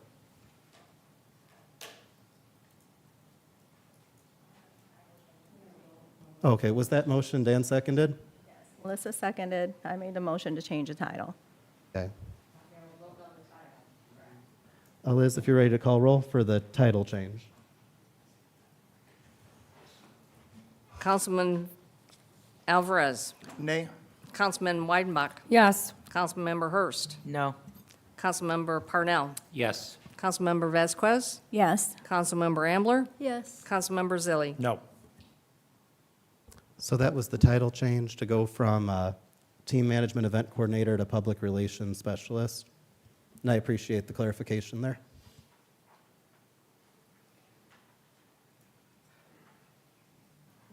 Now we need a motion on the ordinance itself. I make a motion to approve the amount of the increase from 51,250 to 55,000 for the newly titled Public Relations Specialist. Second. We have a motion and we have a second. There is room for discussion. We did have a bunch, but Liz, if you're ready, unless there is something to be said, feel free to take your roll call. Is everybody ready? Councilmember Alvarez. Nay. Councilmember Weidenbach. Yes. Councilmember Hurst. No. Councilmember Parnell. Yes. Councilmember Vasquez. Yes. Councilmember Ambler. Yes. Councilmember Zilli. No.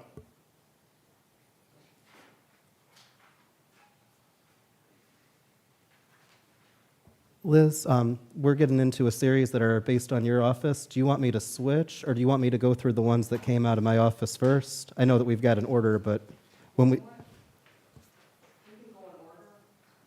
If you don't mind taking over, or I can read it and ask somebody to read it. Yeah, it's easier for me to track them and find out which ones pass and which ones do not. Sure. So we have ordinance 2505, amending the 2025 salary ordinance 24-35 for payroll clerk. Then Melissa, could you, oh no, not Melissa. Are you sure? I owe you something. Go ahead. Salary ordinance, budget year 2025, ordinance 25-05, an ordinance establishing the amount of salaries and compensation to be paid to all appointed employees and officers of the City of Portage, Porter County, Indiana for the year 2025, be it and hereby is ordained by the Common Council of the City of Portage, Indiana as follows. Salary schedule is presented by Austin Bonta, Mayor, to the Common Council of the City of Portage, Porter County, Indiana. With the $60,987.50 to $63,000 even. And this is for the job description of payroll clerk. So Liz, if you want to take over, because as noted, this is proposed from your office, even though it's got a name on it. I feel like we're teaching everybody how that works, but if you go for it. Okay, this is a position, a payroll clerk. The position, the employee actually came from Valparaiso. When she came from Valparaiso to fill my vacancy for the payroll clerk, she had vast amount of experience in the payroll and also accounts payable, accounts receivable. Right now, she is filling the position of payroll clerk, and she took a pay cut from Valparaiso of $2,000 to come to the city of Portage. When she took the pay cut, we negotiated her salary, at that time, there was only a certain amount of money left in the budget to accommodate that position.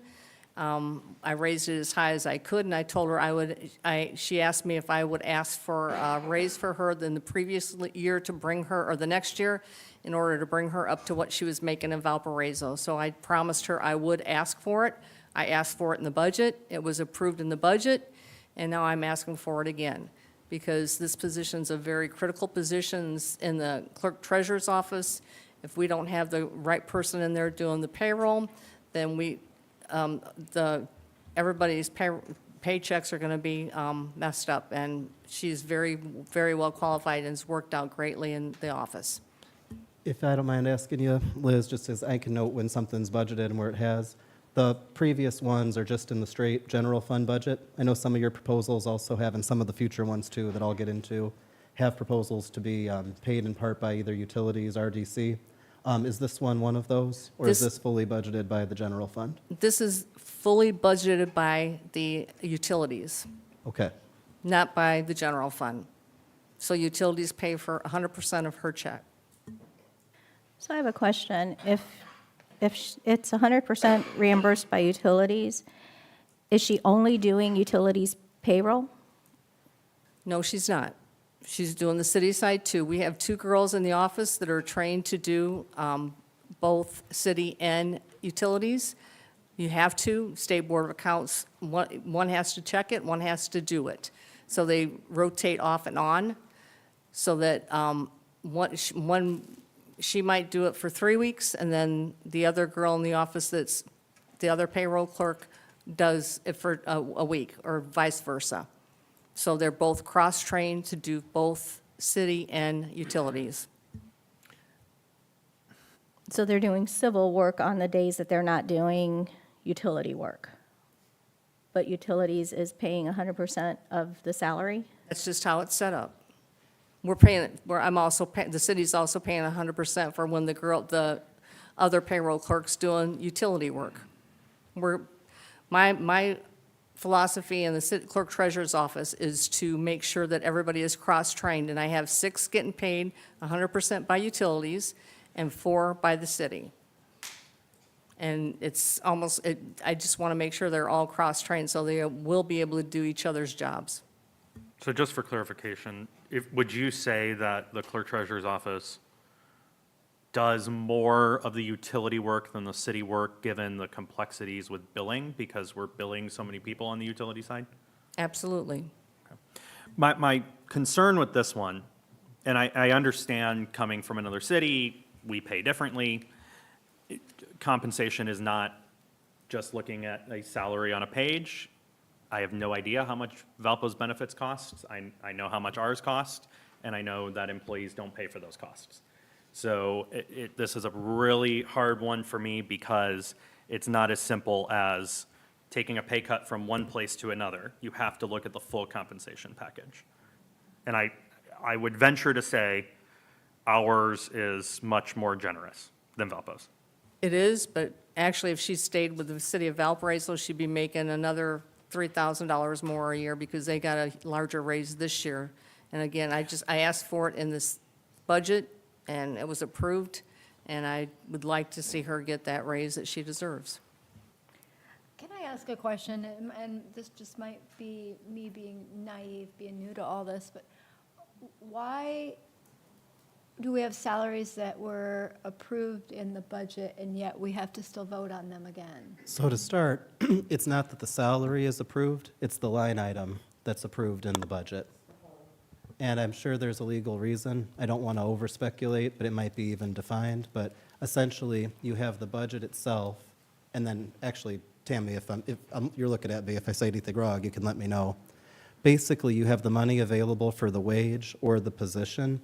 I believe that the existence of a salary ordinance is essentially to police, that you don't set a budget and then hypothetically a mayor could then get somebody lower, higher, as long as it's within that range. Because we have certain spots in the budget that are line item for, quote, wages, and then we have spots in the budget that are highlighted for specific positions.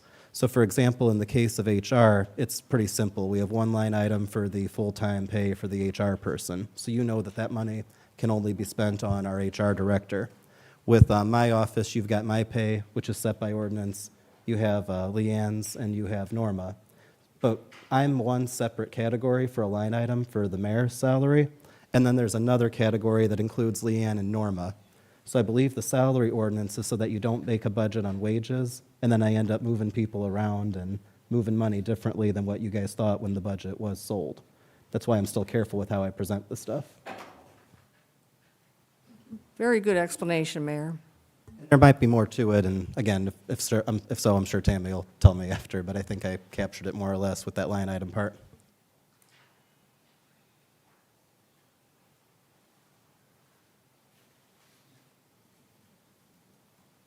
Are there other questions, or, I'm sorry, we don't actually have a motion yet.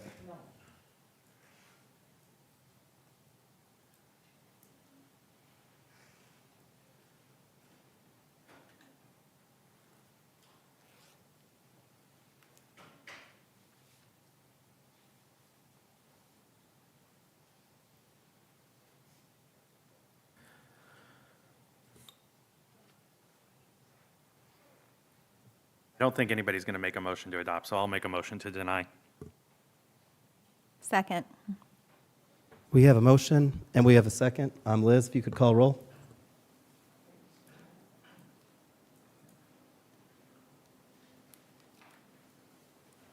Councilmember Alvarez. Yes. Councilmember Weinbach. Are we voting yes or no to denying it or accepting it? Denying. Yes. Councilmember Hurst. Yes. Councilmember Parnell. Yes. Councilmember Vasquez. Yes. Councilmember Ambler. Yes. Councilmember Zilli. Yes. The raise will not stand. So then we have ordinance 2506, amending 2025 salary ordinance 2435, accounts receivable. Councilman Alvarez, would you be able to read that one for us? It's quite okay. You're putting up with my Salary ordinance, budget year 2025, ordinance 25-06. Let the record show that the ordinance has been read in its entirety. Liz, do you want to explain this one? Okay, this is a girl in the office that there's two positions in the office, accounts receivable. One girl in the accounts receivable slot is getting paid $6,000 more than the other girl doing the same position. And I'm trying to bring the girl up so they're equal pay for equal jobs being done. Simple as that. I will make a motion to adopt ordinance 2506, amending 2025 salary ordinance 24-35, accounts receivable, to increase the pay from $46,125 to $51,689.73. Second. So we have a motion, we have a second. Any discussion? Yes, briefly, do we have any information as to why there was a discrepancy in the two positions if they perform the same job? The girl that is making the lower wages was part-time, and then in September of 2022, I believe it was, she was made full-time, and For 2023, her salary drastically increased from, I think it was 31,000 to 45. And then in 2024, the salary stayed, it was 2020, in 2024, it was stayed at 45, and the other girl's position was at 51,000, went up to 51,000. And I'm just trying to equal it out to where they both make the same amount. They're doing the same amount of work, actually, and the other one is grossly underpaid. So in this scenario, your deputy clerk treasurer's accounts payable and accounts receivable will all be making the same pay for doing the same work. Absolutely, Just one side on payables, one side on receivables. correct. Thank you.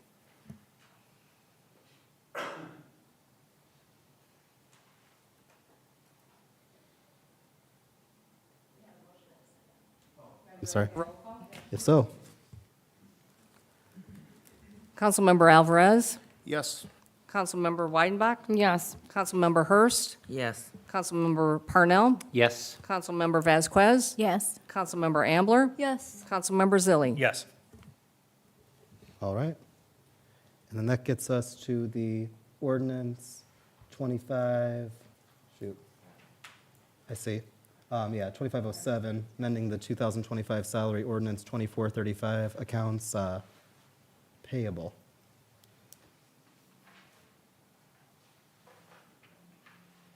I hope the record reflects. I'm not sure if I mixed up payroll and receivable last time, but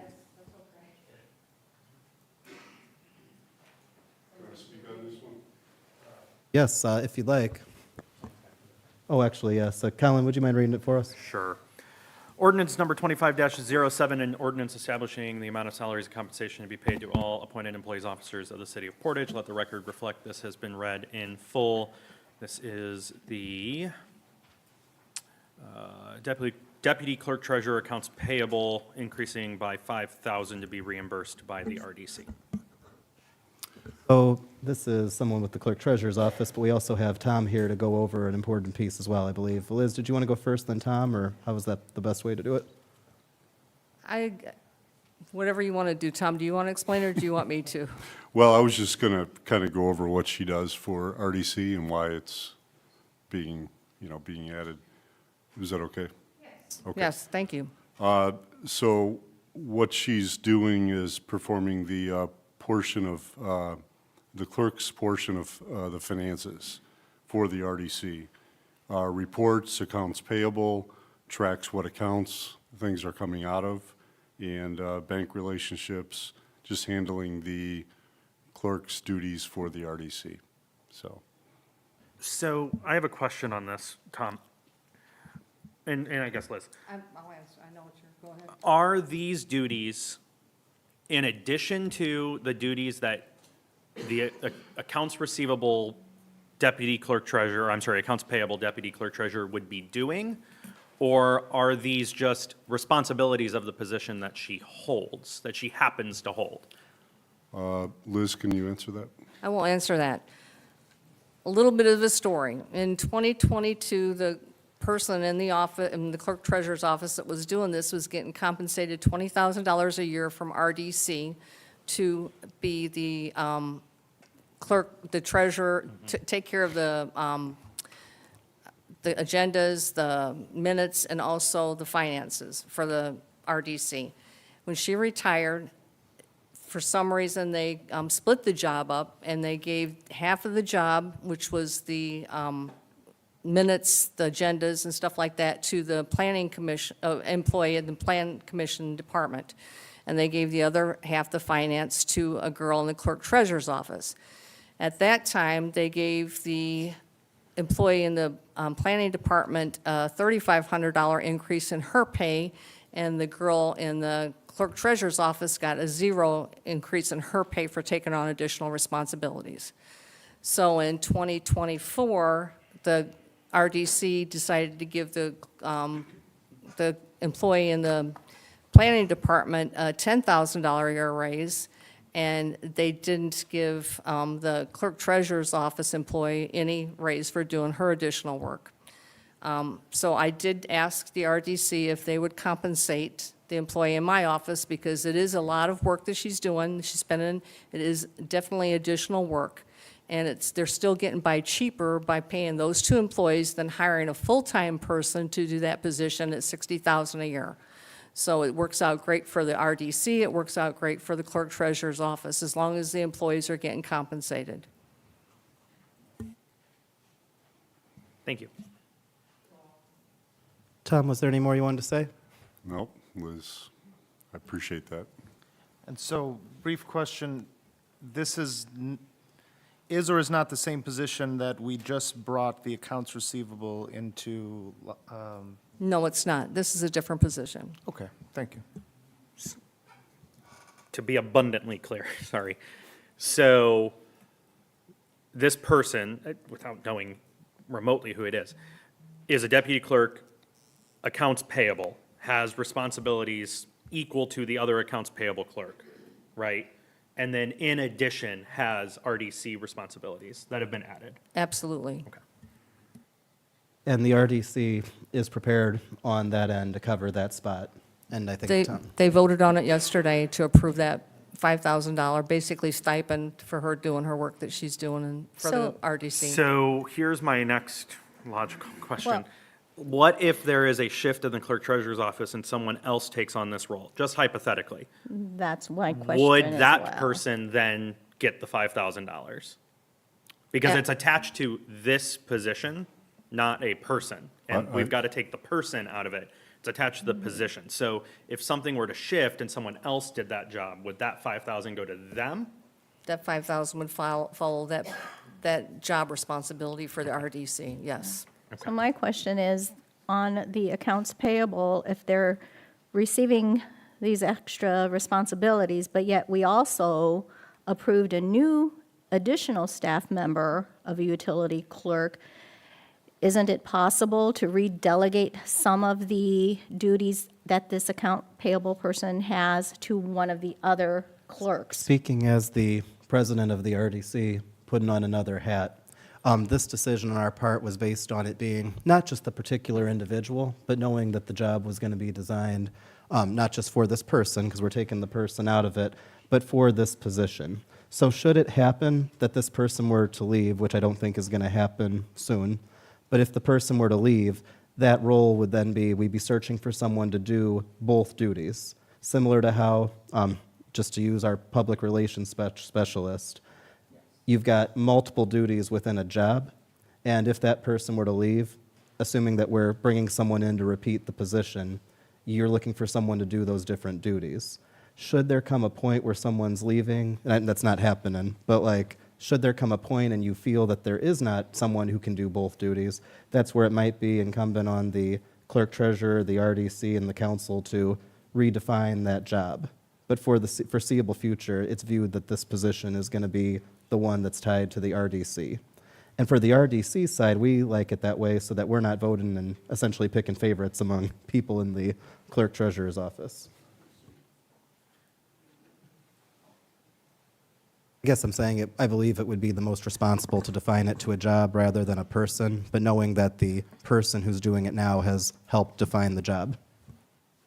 I understand that, but my question really is, if there's too many tasks with this individual, even with the additional RDC tasks, can some of her civil side tasks be reallocated to a different staffer where it lightens her load in her day? I think the thing to note is that she's already doing this and has been doing this. This is a pay increase, not a new job set of responsibilities. She's already the one doing it, so we know that she's capable of doing it because she's doing it, throughout the year, and I believe was doing it prior to my being mayor as well. I'll make a motion to adopt. Second. We have a motion and a second. Any other discussion?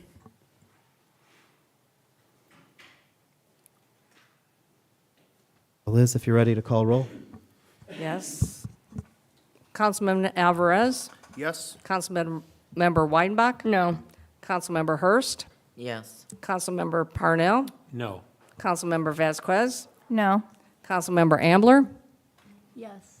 Councilmember Zilli? Yes. Thank All right. Motion passed. Yeah, that's my count too.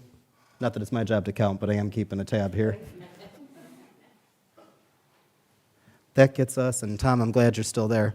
That gets us to Ordinance 2508, amending the 2025 salary ordinance, 2435 planner.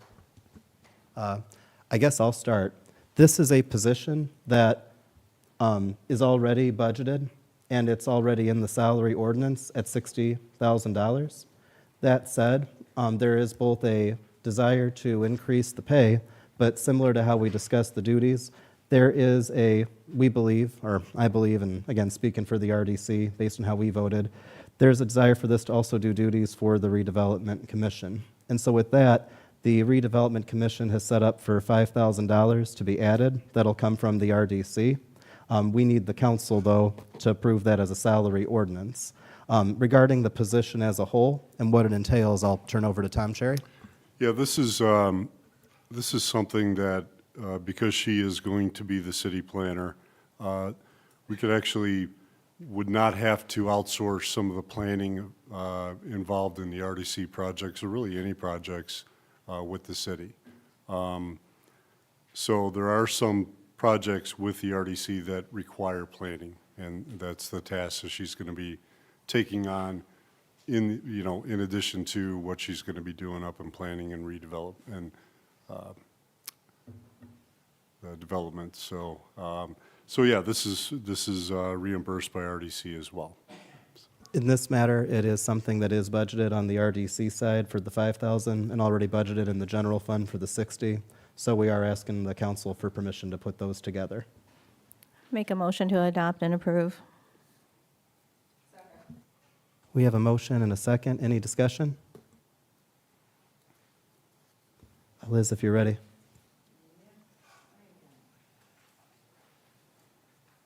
Councilmember Alvarez. Nay. Councilmember Weidenbach. Yes. Councilmember Hurst. Yes. Councilmember Parnell. Yes. Councilmember Vasquez. Yes. Councilmember Ambler. Yes. Councilmember Zilli. No.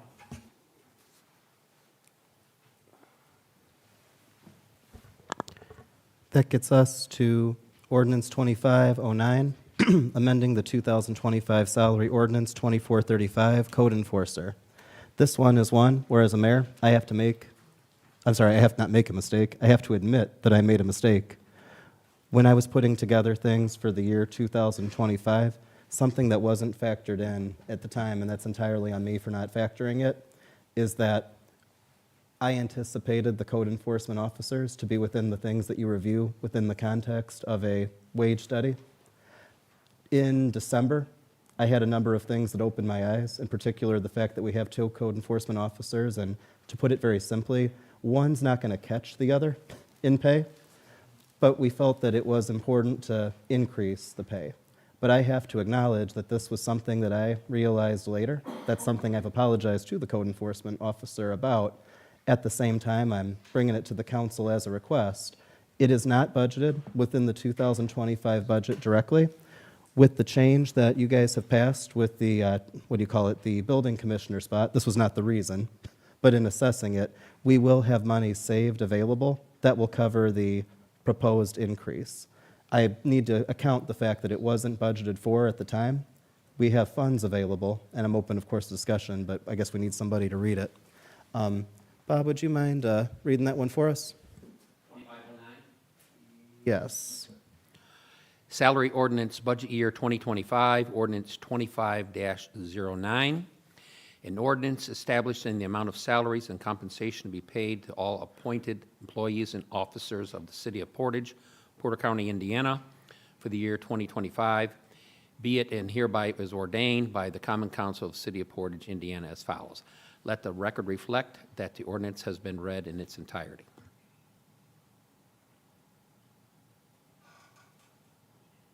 Chief, did you want to come up? I can. I don't know if I just misinterpreted the way your jaw went up a little. I was just, just saying hi. No, I can come up and speak. So for those of you who were previously on the council, so I guess we'll go back to 2023, we made the case for getting some extra help in code enforcement at that time. We're the biggest city in Porter County. We had 2 code enforcement officers, and at that time, we were pointed in the direction of some other cities, towns around us, to kind of see what was going on with their code enforcement. And I think I sent you guys a letter kind of indicating this, but one of the towns one of the cities they spoke of that was doing such a fantastic job with their code enforcement had 6 code enforcement officers and about 10,000 less citizens. So we go back to the beginning of last year where we made a split and we retained one and we sent the other code enforcement officer to, I believe, the building department. So the code enforcement officer that's working under the police department right now is probably a little bit more to it, but basically handling most of the residential stuff. As we know, I can't remember what the population was when I looked it up, 36,000 or something. 38,500-ish. 38,000 people. Thank you, Mayor. And we've essentially got one code enforcement person that's dealing with all those residential areas. I sent you some figures on some of the stuff she did this year. I think she wrote 1,400 case reports. And as the mayor said, obviously there's a gap there, and a lot of that is due to time on, and I think you should be rewarded for staying with the city a long time. But I do feel that this position is grossly underpaid. And I kind of got my train of thought lost, but so there was an agreement to add a part-time code enforcement officer in 2023. For whatever reason, there were some budget issues and it didn't make, we thought it was in there. When I went to hire him, we were told it was no longer in there. But obviously, the powers that be in 2023 felt that there was a need to have over 2 people, and yet we're still doing the same job with 2. So I just feel that that the one that's working under my purview at least is definitely deserving of a little bump. So I know there's a lot of money to be considered here tonight. There's a lot of things you guys got to deal with, but I just think that with what I sent you, you can see that there's a definite improvement being made in the city. So I make a motion to adopt. Second. I've seen you 2 agree on things. No?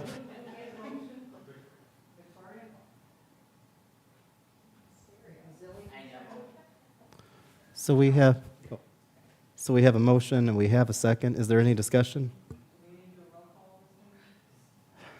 I don't know if we have to. We certainly, yeah.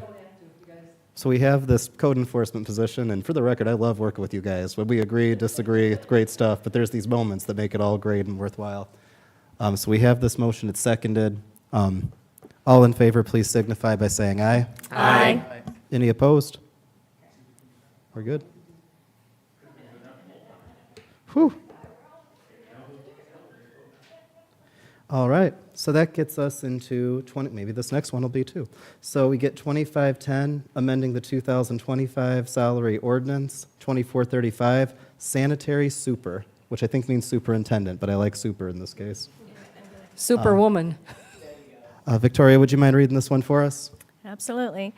Salary ordinance, budget year 2025, ordinance 25-10, an ordinance establishing the amount of salaries and compensation to be paid to all appointed employees and officers of the City of Portage, Porter County, Indiana for the year of 2025. Let the record reflect that the ordinance has been read in its entirety. Motion to adopt. Second. We have a motion to adopt, and we have a second. Is there any discussion? I would say this is another example of equity in which a department head is running a department of the same size and within the same entity and making significantly less. So I'm happy to see that this is being brought into equity.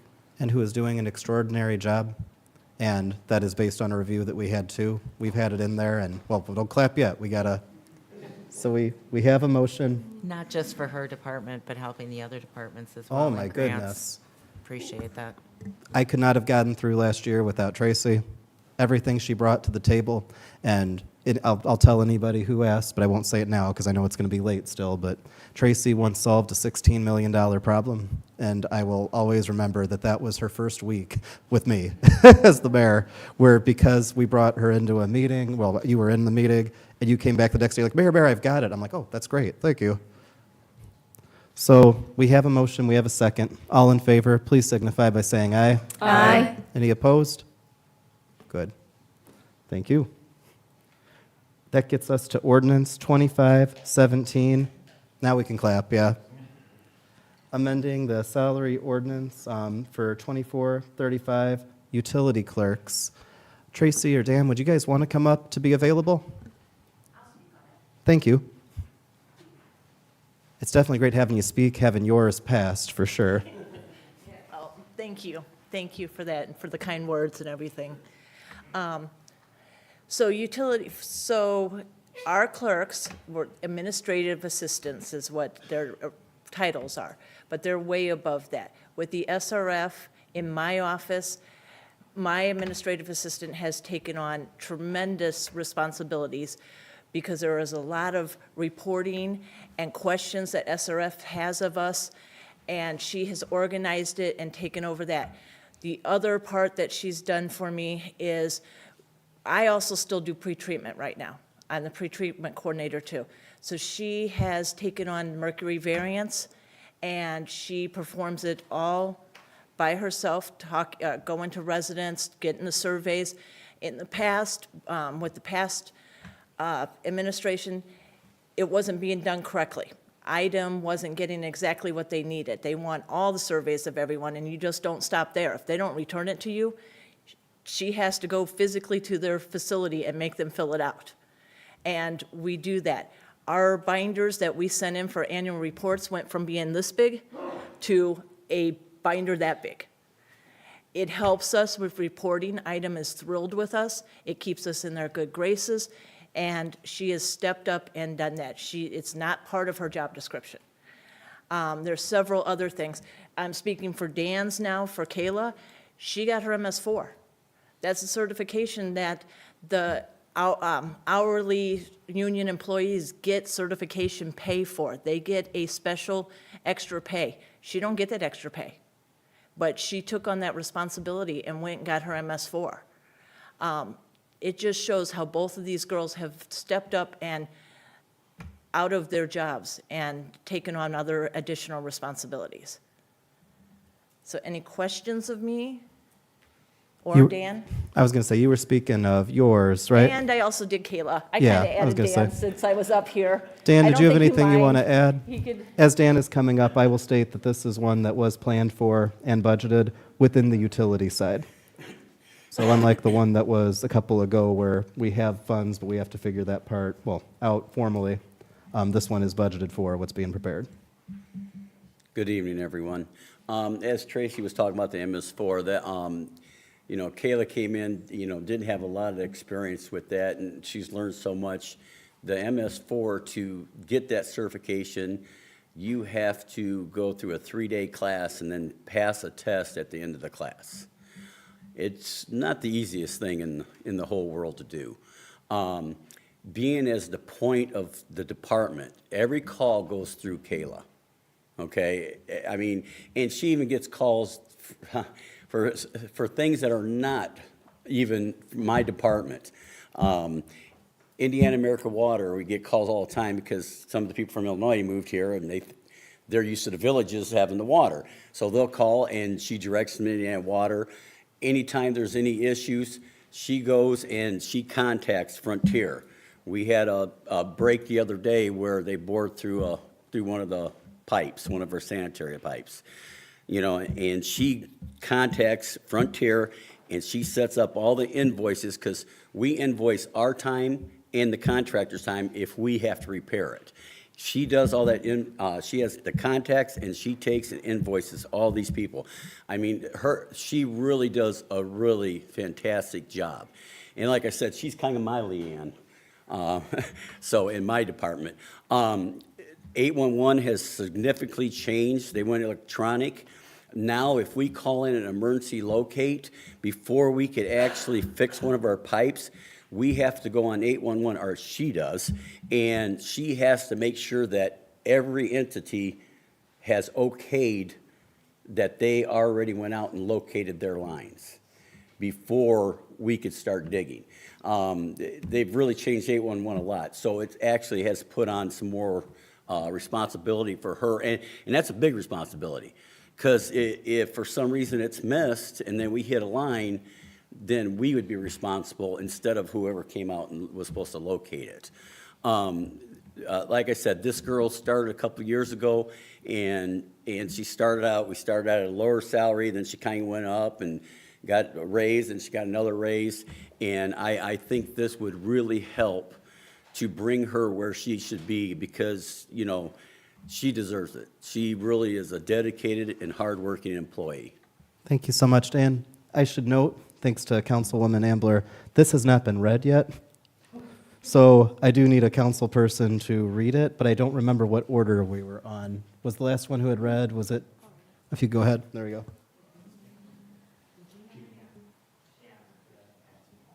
I didn't forget that Gina exists. I'm very glad she's here. I might be privy to the fact that it might not be the best idea right now. I just didn't want to leave you out, I'm sorry. It would have been funny if we had gotten like a deep voice recording, so it would have sounded like you were talking like we're, you know, but. Ordinance 25-11, amending 2025 salary ordinance 24-35, version 11, utility clerks. Salary ordinance budget year 2025 for ordinance 25-11, an ordinance establishing the amount of salaries and compensation to be paid to all appointed employees and officers of the city of Portage, Porter County, Indiana, for the year 2025. Be it and hereby is ordained by the Common Council of the city of Portage, Indiana, as follows. Let it be known that this has been read in its entirety. Motion to adopt. Second. We have a motion and a second. Any discussion? I'll just note on these two, this is another example of bringing into equity with the other administrative assistants, but I'll note that there's one department in particular where this is, or three departments where this is not the case. Streets, sanitation, and park. Those need to be looked at because they are woefully below where the other administrative assistants and what are titled clerks, but doesn't quite make sense with how our city is structured at street and sanitation. And I will say that I agree with you. And in this matter, though, I also agree that this is appropriate. We have a motion and a second. All in favor, please signify by saying aye. Aye. Aye. Any opposed? And that passed. That gets us to ordinance 2512, amending the salary ordinance 2435, part-time. Melissa, do you want to use your privilege to nod, or do you want to do it? Okay. The smiles that get me through these meetings, guys. Thank you all. Salary ordinance budget year 2025, ordinance 25-12. An ordinance establishing the amount of salaries and compensation to be paid to all appointed employees and officers of the city of Portage, Porter County, Indiana, for the year 2025. Be it and hereby is ordained by the Common Council of the city of Portage, Indiana, as follows. And this is for the part-time position. Yes. Actually, Leanne, would you be comfortable explaining that a little bit, or do you want me to do that? What's that? Okay. To put it really simply, this is another example where I need to admit, not a complete mistake, but there's a lot that we've been putting together, and it might not only have been my mistake, but I'm willing to take the heat because I'm the mayor. We set up plans financially for part-time positions, and what should have happened at near the end of the year was we should have reflected that, not just with the budget. I mean, again, you could make the case with everything, but I think that it is fair to say that we anticipated things going up to this rate. And so the attempt here is to get that one adjusted for the part-time. Liz, was there more to say on that? Yeah, we wanted to address the seasonal compared to the permanent part-time, and that's one of the main reasons for the switch, because there was no distinction, and the park department said that, you know, they have a lot of seasonal, the marina has seasonal, where basically City Hall and other departments, their part-time is permanent part-time, so. Actually, Barb, by any chance, would you be able to maybe explain a little bit too, just part-time when one versus the other? And it's always fun to show off our department heads. We've got Barb, who's our fantastic harbor master. Barb Lesko, who I do know your last name. Years ago, I didn't, and I just called her Barb the harbor master in various conversations until I was like, I'm running for mayor. I need to find out this amazing lady's last name. So Is that why people were calling her Barb Harbor? Barb Harbor, yeah, that's, I'm not familiar with that one. It was always Barb. listen, I've been here 14 years, so I've been called many things. All good things, Barb. Well, not so good sometimes. Seasonal employees are hired generally from the high school or the college. A lot of my college kids come back year after year. A lot of the high school kids do the same. They're just strictly seasonal. They can work as many hours as I work them, but it's been really difficult since 2020 to get anybody that really wants to work. Usually the people that I hire, I bring in at the end of the school year, so probably like the last week of May, and a lot of them go back to school the second week of August. So this year, this past season, we got by with 3 employees, and that's 7 days a week, 8 hours a day for 3 employees to cover that. So Harbor Master Barb was out there cleaning bathrooms too and picking up garbage. But yeah, that's what the seasonal employees, there is no really set rate for them. It's being that the state of Indiana is still at $7.25 an hour, you cannot find people that are going to work for $7.25 an hour. So we start them out at 10 or 12, and then every year they get a $1 raise. Primarily, that's what keeps the marina going year-round, though, is the seasonal people, you know, the seasonal guys. This discussion was because sometime, like, she might get an exceptional seasonal worker that she might want to pay $18, and there was one, like, if you were employed for 1 to 3 years as seasonal, you could only make up to $15 an hour. And she might have one coming back for 3 years that's exceptional, and she might want, that's, a lot of it was the park too also. They have seasonal too, in the same situation, so. And that's where I think going back to Councilwoman Ambler's, because you asked a great question about like why do we have a salary ordinance separate from the budget? Because like within the park or within the budget for, you know, the marina, you've got a line item, as long as she stays within the budget, she can factor in how much these part-timers are getting paid based on this proposed rate. Like I say, I don't think that I'm the only person who never noticed this issue, but at the same time, I want to acknowledge that it would have been great to have caught that sooner. Any other questions for me? No? Motion to adopt. Second. Ed? Oh, I'm sorry. We have a motion and a second. All in favor, please signify by saying aye. Aye. Any opposed? Okay. And then we've got Ordinance 2513, amending the 2025 salary ordinance 2435, police admin. Chief, did you want to come up and speak a bit? He didn't do the head nod this time with the chin. I just had a feeling. So first off, I want to acknowledge what Colin said. If I could, I'd like to be up here fighting for a raise for all of our people. We are the biggest department, I think, biggest employer department in the city. We've got about 100 employees with our reserves. As you guys know, we're running 37,000 calls a year. It's a ton of paperwork. It's a ton of employees that are under us. I would love to be up here asking for money for all of my clerks. I don't think that was quite the option that was given, but we did get a bump for one last year, and I sent you guys 10 pages of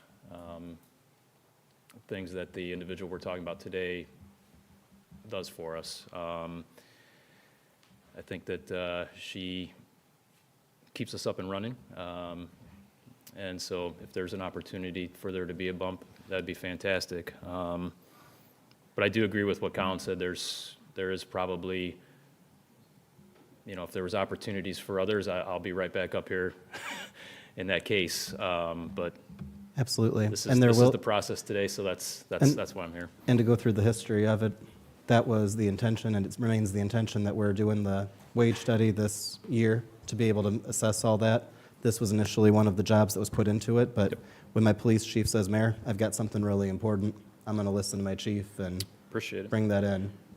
So simply put, this is something where I appreciate you bringing it to my attention and bringing it here. I hope you guys got the information to show what the, okay. I know I sent it to at least one of you. Are you talking about the code enforcement officer? No. No, this is the admin assistant. Okay. So just a brief question, was this, excuse me, was the increase in pay for this position budgeted for this past year? This one was not for the 2025 budgeted. There is some funds available. We're getting close in terms of the actual savings on one, but it is within it. To put it really simply, I'm given the opportunity for my chief to advocate, but if it doesn't pass tonight, it will be part of the wage study. But given the chief's assessment and concerns broad, I thought it was important to bring that up, with clear attention. I believe that we have, if not all the money, just enough that we'd be able to figure that out. But it's not a perfect match like it was with the code enforcement side.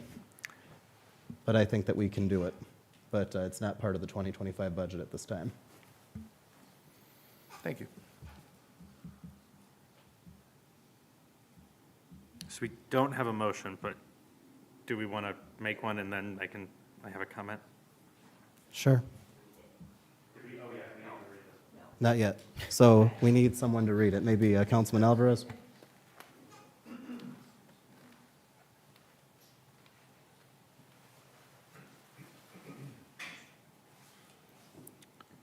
Salary ordinance 25-13, an ordinance establishing the amount of salaries and compensation to be paid to all appointed employees and officers of the City of Portage, Porter County, Indiana, for the year 2025. Let the record show that this has been read in its entirety.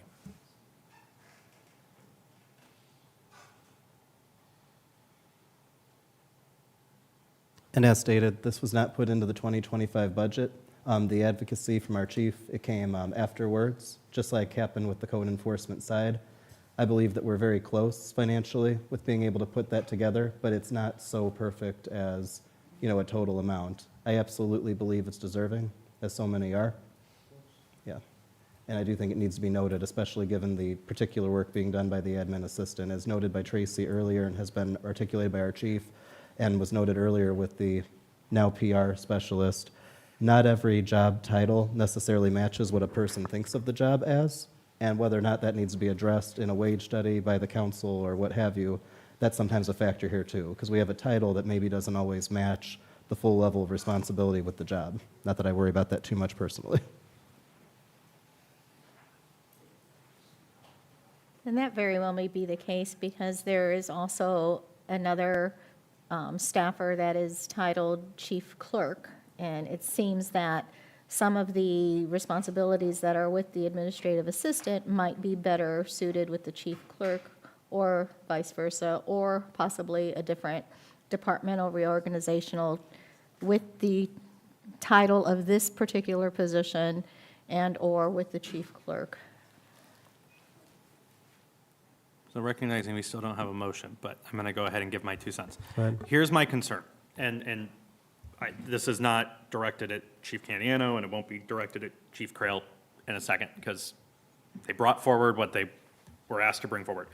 My concern is we're talking about equity, and we just brought 2 administrative assistants to 51,464, which is within $100 of what the administrative assistants at police and fire and somewhat in other departments are making. Now we're just further creating an equity by saying, okay, now this person is now at 56,000, but the rest of them aren't.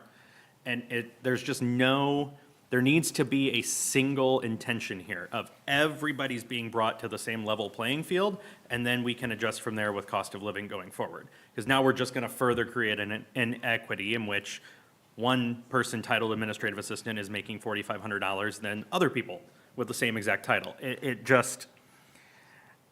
As I noted earlier, that is a concern that needs to be addressed, looked at, what have you, and that's why it is important to note what was already budgeted, what was already considered, what's come up since, and this is where you guys as the council, as the fiduciary body, I do trust you guys, even if I advocate for some, And just to be clear, that's not saying that this person shouldn't be making that amount of money and that they aren't doing the job that's being described here.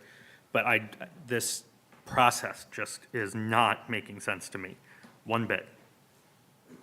We're just creating a bigger problem for when a wage study comes into play. No, I tend to agree, and it's a matter of making sure that the responsibilities and the assignments fit the job. And I've been hard pressed asking, where are we at in the status of the job descriptions? Where are we at in the status of the wage study? So that we can have a better level playing field, that we can have it more, more equity across the board, that the description of the job matches the assignment that they're taking on in that job position, the weight of the responsibility, the liability that's also involved with that. And at this point, we are a bit walking blind, but yet we also are trying to, again, level the playing field, at least with our clerical staffers, the clerical staffers across all the departments. So unless there's other comments, I would like to make a motion to deny at this point.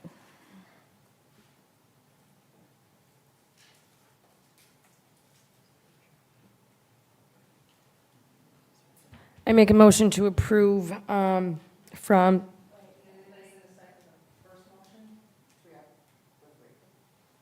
Usually you want to wait and see if Wait it, and see if anybody's going to second the motion to deny. I'll second. so if there's any discussion, and I'll say this, as noted, this was a position that was intended to be part of the wage study. I should also add that the wage study that's coming includes everyone, not just our non-bargaining, but also the bargaining. We're in the middle of contract negotiations now, which is its own situation, but at the same time, come the next round of negotiations, the city will be coming in with the wage study, going over all of those positions as well.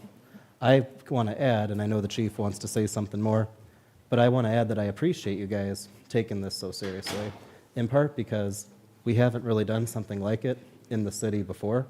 And as noted, and like I say, I acknowledge the call it naivety, call it just us all getting started, but the goal was to do a more traditional salary ordinance update last year at the end of 2024, based on the budget and primarily based on what I consider, and it's okay if you guys disagree with me, but what I consider management-based evaluated positions compared to what I think are wage study-based positions that are not necessarily the same level. What counts as management, what counts as, non, that can be defined in different ways.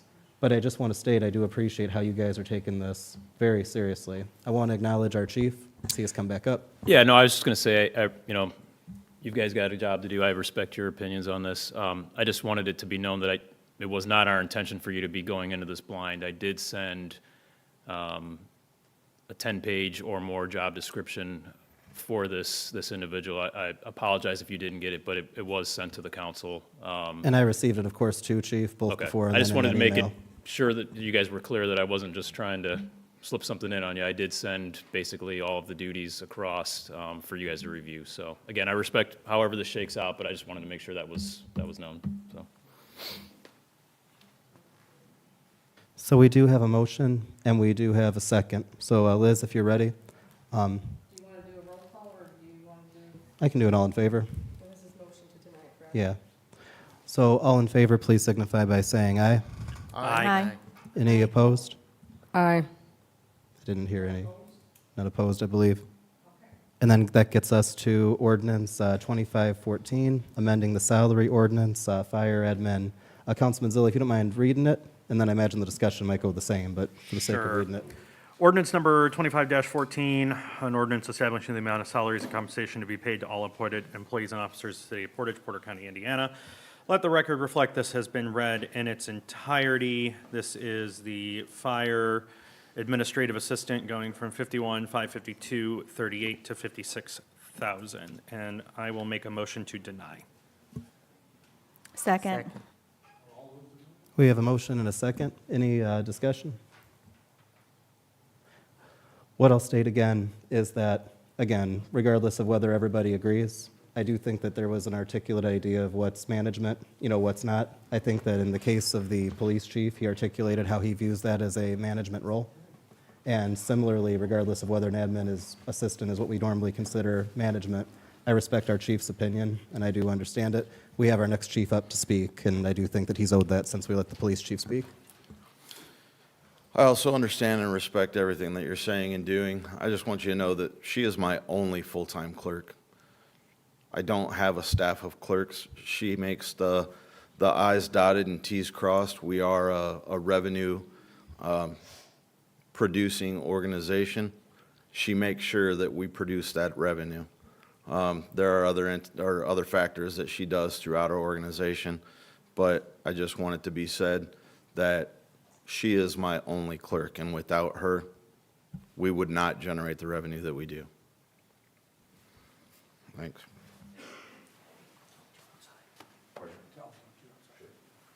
So we do have a motion and a second, I believe. All in favor, please signify by saying aye. Aye. Any opposed? Aye. I'm sorry, you were, agreeing with the ayes, or you were? You opposed this?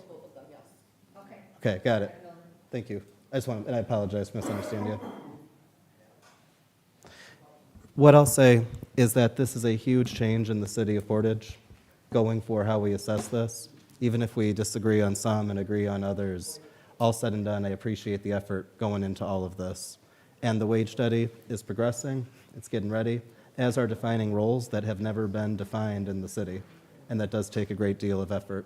And I am excited for the next parts, including as we assess people working in other departments, including some departments that have their own authority to potentially set wages, which is also under legal review. One thing I have to note that was brought to my attention by the city attorney in regards to the planner for the planning department, it was actually... And Yeah? Mayor, if I could clarify Yeah. before you speak, Carrie Belt, who's been sitting next to me and recording the motions tonight, brought to my attention that there was not a formal motion made with respect to the planner salary amendment ordinance.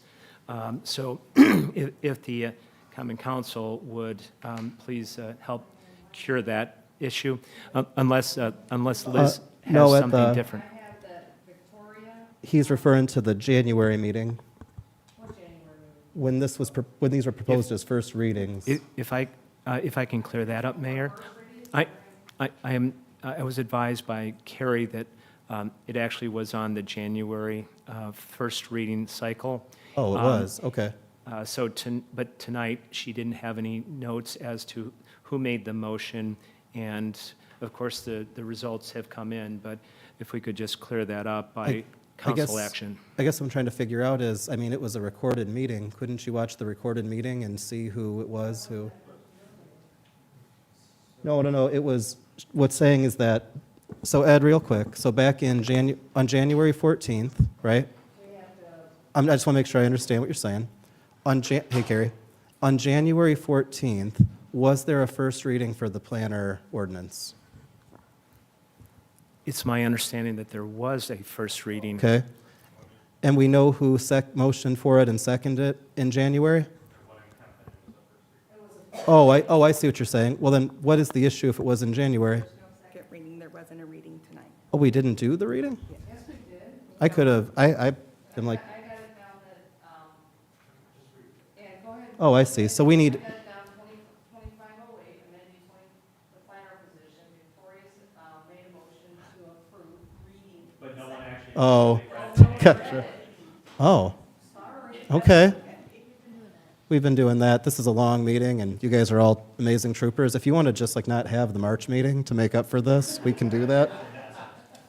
I make that motion. So actually, well, we need someone to read it aloud first. Would you mind reading it, Bob? Oh, you make the motion, oh, for the March meeting. Okay. Got it. Oh, dear. 2508. Are you volunteered, Fetty? Thank you. I'm so sorry, Ed. When I got your note, I thought you were saying it didn't receive a first reading, which would be confusing but also alarming, you know? Sorry. Oh, that's okay. Penny, if you don't mind reading it.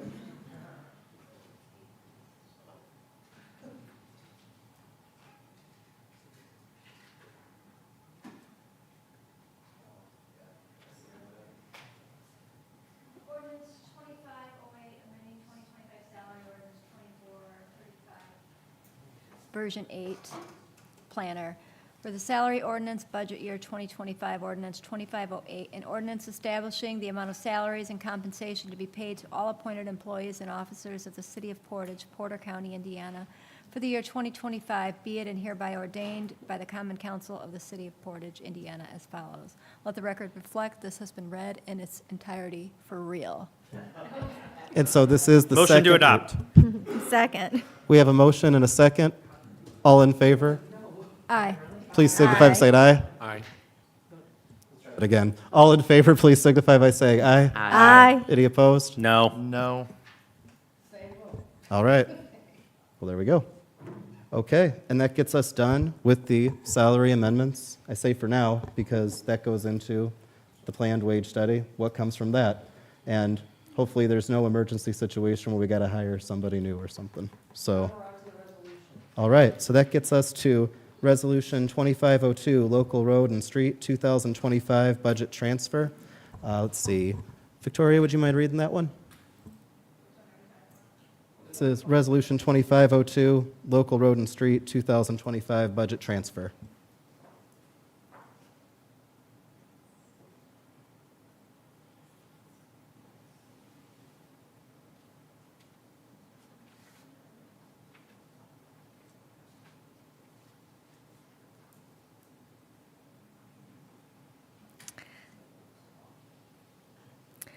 Resolution number 2502, a resolution of the Common Council of the City of Portage, Porter County, Indiana, authorizing the clerk treasurer to transfer certain City of Portage budget funds into certain budget categories. Whereas the City of Portage, Porter County, Indiana, city has budgeted certain amounts of funds that are used for general municipal operational purposes of the city. Whereas the certain funds as described in Exhibit A, which is attached hereto and incorporated therein, transfers, are in need of various transfers in order to continue their intended purposes and operations. And whereas the Common Council for the City of Portage, Porter County, Indiana, City Council, now desires to authorize the clerk treasurer to transfer said funds into said accounts, all is further described in Exhibit A. Now, therefore, be it resolved by the Common Council for the City of Portage, Porter County, Indiana, meeting in regular session as follows. Section 1, the council hereby authorizes the clerk treasurer to make all transfers as described in Exhibit A transfers and execute them in a timely and orderly fashion.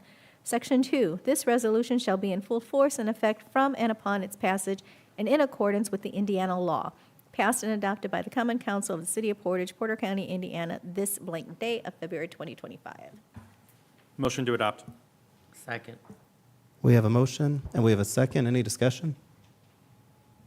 All in favor, please signify by saying aye. Aye. Any opposed? We're good there. Gets us to Resolution 2503, transfers between budget clarifications year end. Let's see. Melissa, do you want to do that or you want to use your? Okay, you got three that you still, if you want to pass. Resolution number 2503, a resolution of the Common Council of the City of Portage, Porter County, Indiana, authorizing the clerk treasurer to transfer between major budget classifications. Whereas Indiana Code 6-1.1-18-6 authorizes the city to transfer appropriations from one major budget classification to another within the same fund and department when the transfer is necessary and does not require the expenditure of more money than the total amount set out in the adopted budget. Let the record show it's been read in its entirety. Motion to adopt. Second. We have a motion and a second. Any discussion? All in favor, please signify by saying aye. Aye. Any opposed? I think that passes. Oh, and then, I am so sorry. Did I read something? No. So we have an A, a B, and then a blank, and then a C. But there's Resolution 2504 encumbrances. Is that just a typo on the agenda? Or am I? Yes, you're right. Okay, that's not a factor for the agenda purposes. I'll just read it as is. Sorry. This has been such a meeting. I just want to make sure I'm not messing anything up. Resolution 2504, encumbrances. Councilman Alvarez, would you mind reading that?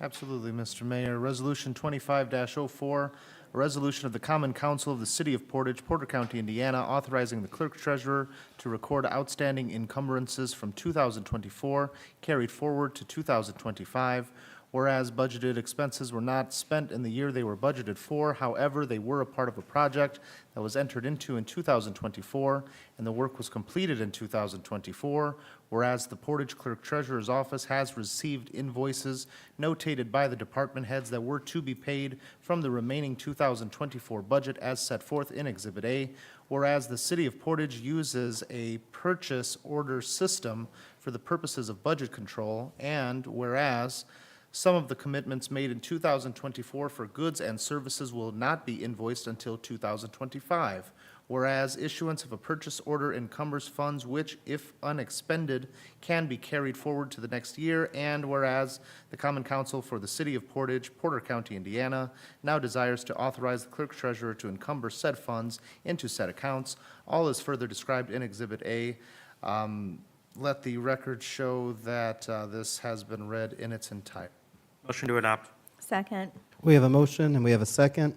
Any discussion? Oh, sorry. Briefly, I'm sorry, we had discussed previously being able to display exhibits on these televisions. Is there any forward progress on that, just for people We at actually home? did it at the redevelopment commission meeting yesterday, so I appreciate you bringing it to my attention. I've been looking forward. I don't mean that as a pun. I mean, I didn't realize that that's not up there, but yes, that should be something that we are doing, and I apologize it's not the case. Thank you. Thank you.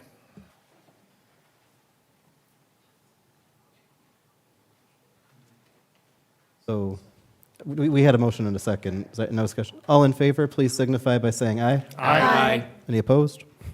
And it passes.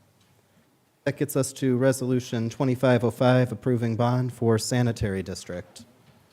Let's see. Councilman Zilli, would you mind reading that? Resolution number 25-05, a resolution of the Common Council of the City of Portage, Indiana, approving the issuance of revenue bonds by the City of Portage, Indiana Sanitary District relating to the acquisition, construction, and installation of certain improvements to the sewage work system of the sanitary district and all matters related thereto. Whereas pursuant to IC 36-9-25, as amended, the Board of Commissioners, governing body of the sanitary district of the City of Portage, Indiana, has heretofore established, constructed, and financed its sewage works, and now owns and operates said sewage works pursuant to the act. And whereas the board contemplates the acquisition, construction, extension, and installation of certain improvements for said sewage works for use by the district, including without limitation all or any portion of the following pipelining projects: North Interceptor Project, lift station projects, wastewater treatment plant projects, and any other necessary, I hate this word, pertinences, related improvements and equipment to serve the district and all costs related thereto, and further contemplates the financing of all or a portion of the cost of the project through the issuance of its sanitary district revenue bonds in one or more series in an aggregate principal amount not to exceed $36 million. And whereas the Common Council now desires to approve the issuance of the bonds, now therefore be it resolved by the Common Council of the City of Portage, Indiana, as follows. 1, the Common Council hereby approves the issuance of the bonds by the district in an aggregate principal amount of not to exceed $36 million to finance the cost of the project and to pay all incidental expenses incurred in connection therewith, including the cost of the issuance of the bonds. The resolution 2, this resolution shall be in full force and effect from and after the passage by the Common Council and upon compliance with the procedures required by law. Motion to adopt. Second. We have a motion and a second. Any discussion? Just to confirm, this is all being paid for with the sanitary rate increase, correct? Absolutely. Yep. And I will say, this is quite frankly part of why you do it, you know? Unless there's any other questions, all in favor, please signify by saying aye. Aye. Any opposed? And it passed. Gets us to Resolution 2507, not sale, sorry. Oh, I'm sorry, 06. Oh, dear. Fund adjustments for 2024. Let's see, Councilman Parnell, would you mind doing that one for us? And I promise I'll make Gina read all of them at the next meeting. No kidding. Resolution number 25-06, a resolution to resolve outstanding unknown bank reconciliation and adjustments in all matters related thereto. Whereas the Portage City Clerk Treasurer's Office has determined that the following bank reconciliation adjustments in the amount of $675,602.78 cannot be sufficiently determined to correct the originating entries in the funds as outlined and described in Exhibit A.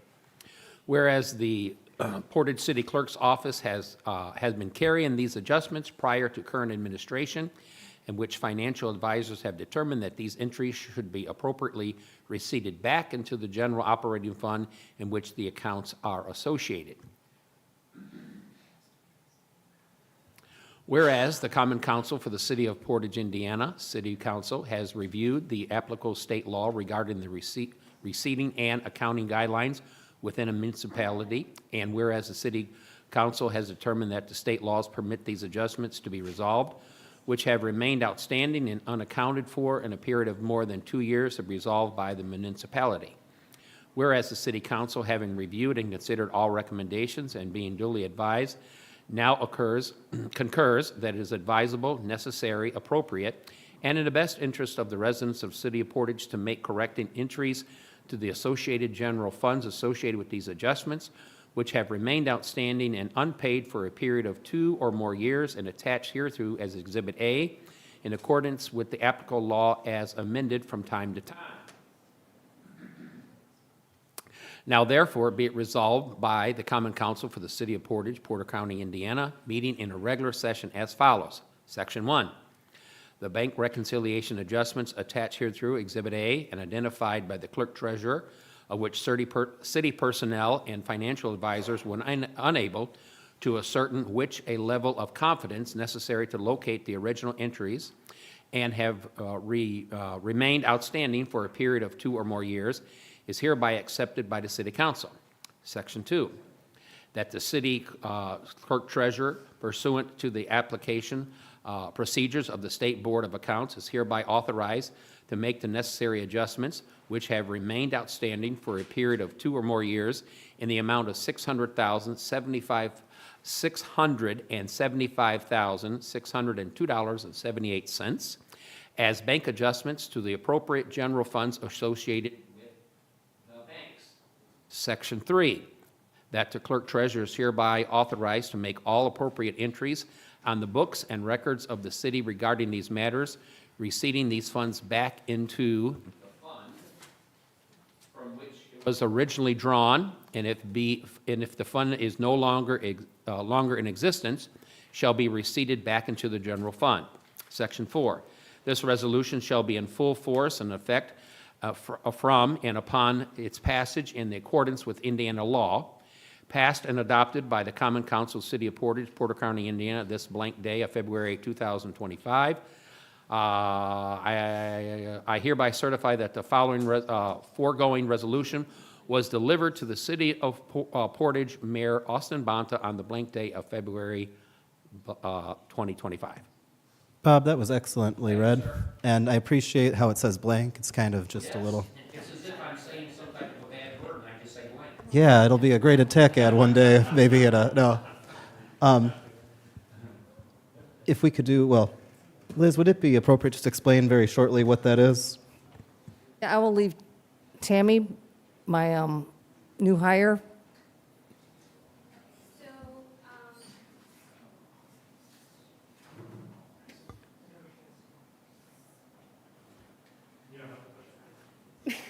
Okay, keep it, okay. Yeah, the reason we have to push it is because if ours were set automatically, the echo would be out of control, but hers does not need. Right, you don't need to push it.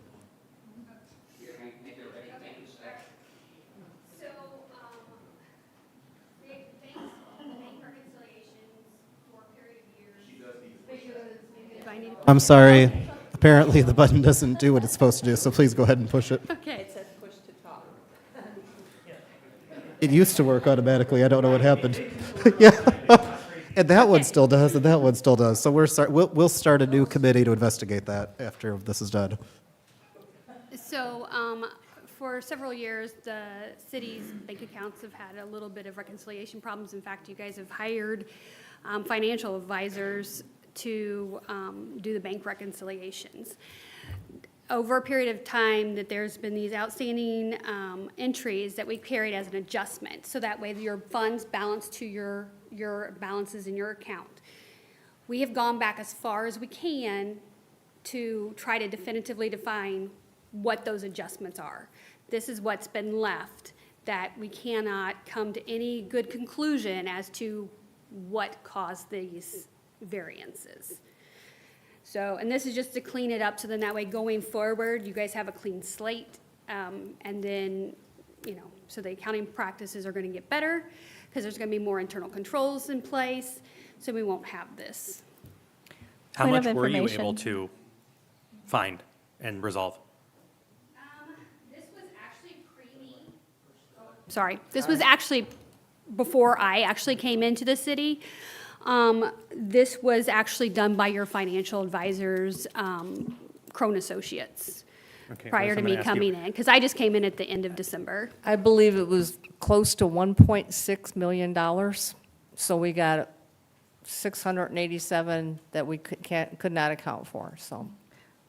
So Liz, do you have now new set standards or controls set into place so that you monitor the bank's statements or the accounts a little bit closer so that it doesn't kind of Yes, we are. get out of the horse leave the barn? Remember, these are previous, Yes, I wanna reiterate. previous 2024. Liz came in- Some of them been carried over since 2017. And And these aren't yes. just, the This past wasn't- administration. This was not Liz came in and made a big mistake in 2024. There have been issues since, as you say, at least 2017. You and Buzz, and I commend you for this, took the time to go and find all this and get it documented.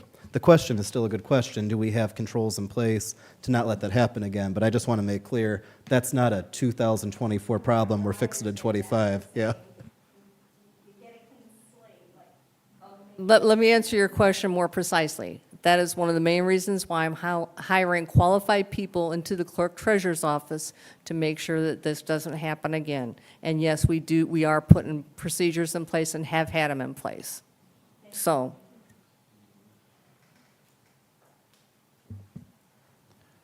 I don't know if we had a motion already. Motion to adopt. Okay. Do we have a second? Second. We have a motion and a second. Any discussion? All in favor, please signify by saying aye. Aye. Any opposed? Believe that passed. Okay, we have the Resolution 2507, stale outstanding checks. What a term. Victoria, would you mind reading that one for us?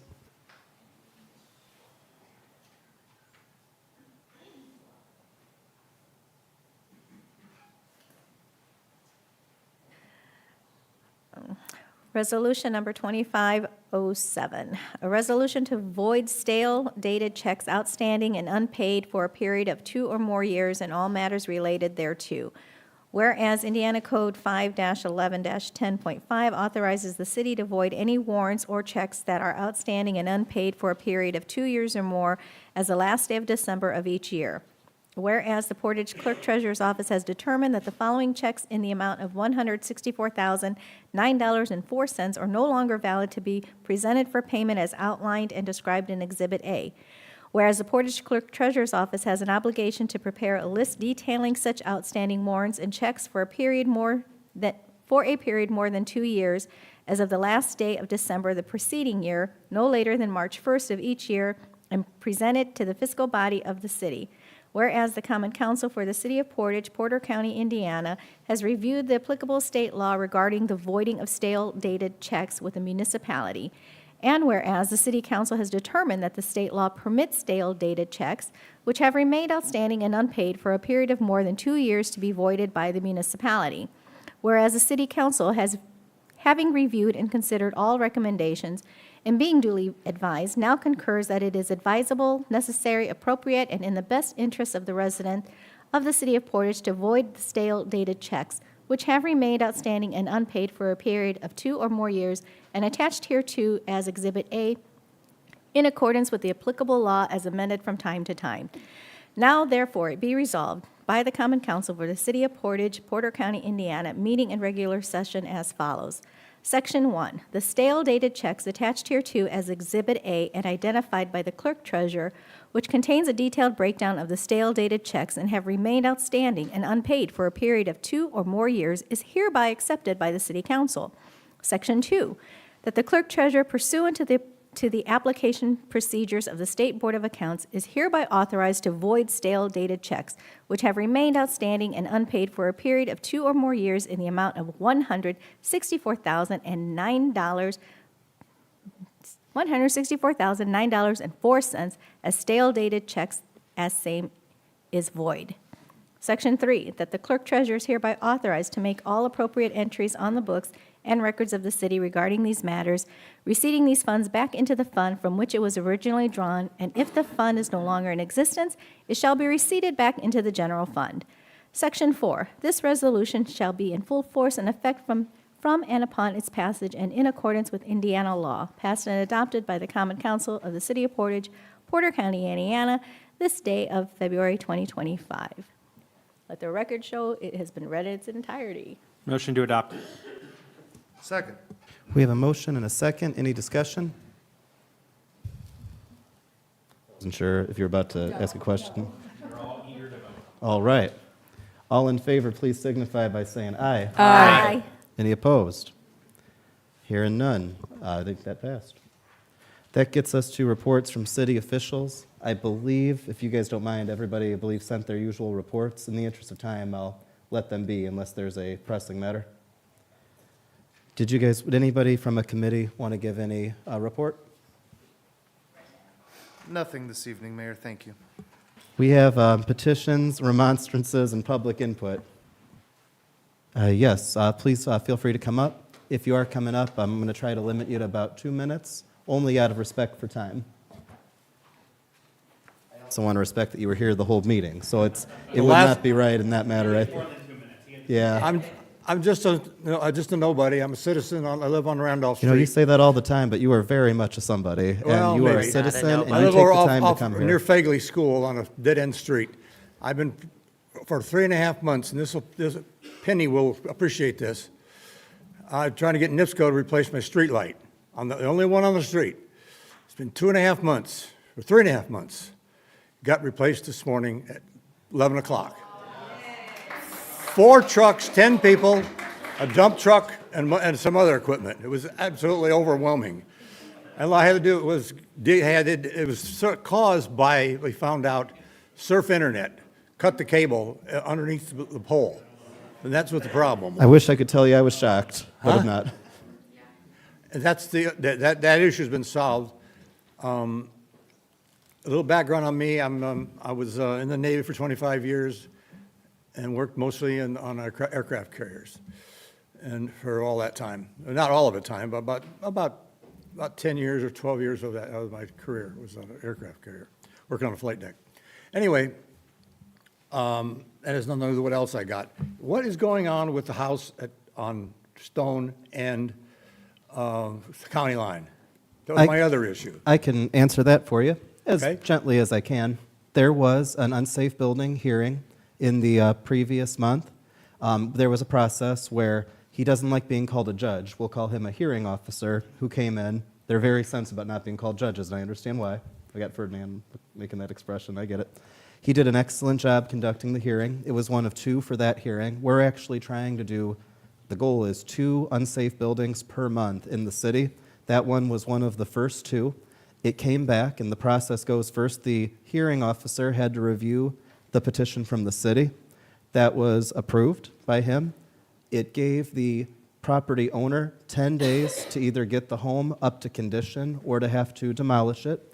After that 10, and I believe it's business days, not just 10 calendar days, then the city now has the ability to do bids, get in the amounts needed, and then pick somebody who can either get the house up to code or demolish it. That'll be determined through a bidding process heard before the Board of Works very soon. And then once we have that together, that house will then either be brought up to code or demolished. Technically, I can't say which one it'll be. I think statistically it's But it's more in the likely. city's hands, is what you're telling me. It is now in our hands. It's a process to get it in our hands, but I can now safely say that we are moving on getting the quotes to have that house removed, or I guess I would say torn down. There's no one living in the house, No. so there's no one impacted in that way.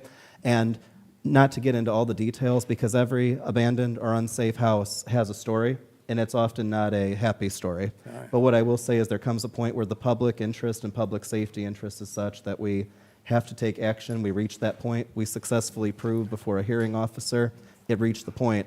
And so within this spring, it will be, I believe, coming down. The last time I heard it was going to be in October of last year. When did you hear that? Was Here. that from me? Yes. It was in October. Well, I don't know about that. That was the date they gave me where they're going to get have some action on it. There was action taken in the fall, but the actual hearing on it did not happen. Is Tom Cherry still here? No.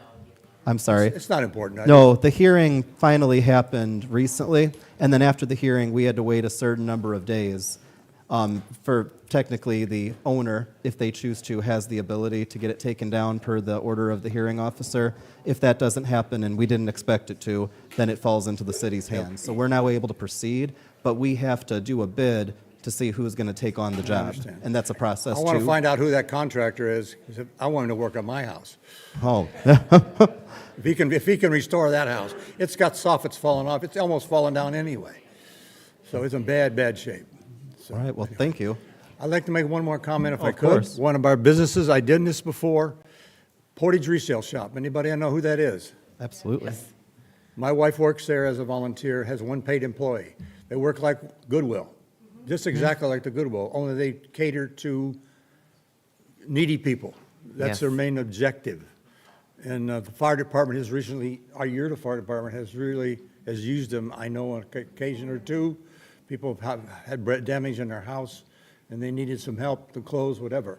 All the clothes in that place goes for $1. Everything, not like the Goodwill. And they've given out 1,500, around 1,500 coats and gloves for the winter. I think that's ending very shortly. Every year they start in October. People donate coats or whatever, and they're passed out free of charge. That's not a charge, it's a free of charge. And then you bring your stuff just like you do would go to Goodwill. They sort through it, that's what my wife does. Can you give the address where, so? It's on, no, I can't remember the address, I can just tell you how to get there. You go down Central, right past here, and go down to Parkview, right past Readers. I think Randy Reader has a. You go back, I don't believe there's a family relation between the two. No, I don't think, anyway, you go by But, Readers. yes. Right, just the first street you can turn left, right past Readers, going east. And it's on Pardon me? and it's on. And if you turn left on that street, if you don't see it, you ought not be driving. And to put it as simply as I can, it's on the East Evergreen Avenue. It's on Evergreen. Actually, the address is Evergreen. That's true. And if you're familiar, it is the old YMCA building. You're You right. know, It used to be the old YMCA. Used to be the old YMCA. That's how I best describe it. So, please take your stuff there, and it goes to needy people. It's a phenomenal facility. I'm sorry, I I love don't it. No, take you're up too much of your perfect. Thank time. you. Thank you so And much. thank you for your service. Thank you for your service, yes.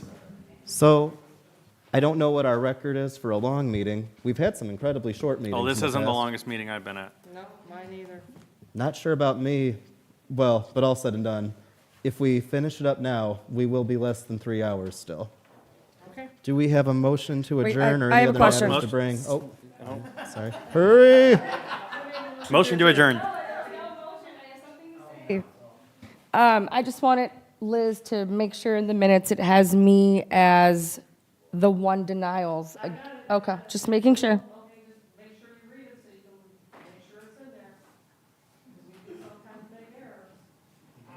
Liz, that sounded a little suspiciously like a warning, like a little too. You know what, I better put this in, We have it a will motion. reflect that you voted no to both of those ordinances. So, yes. We have a motion and a second to adjourn. All in favor, please signify by saying aye. Aye. And I don't believe there's any nays. Thank you all.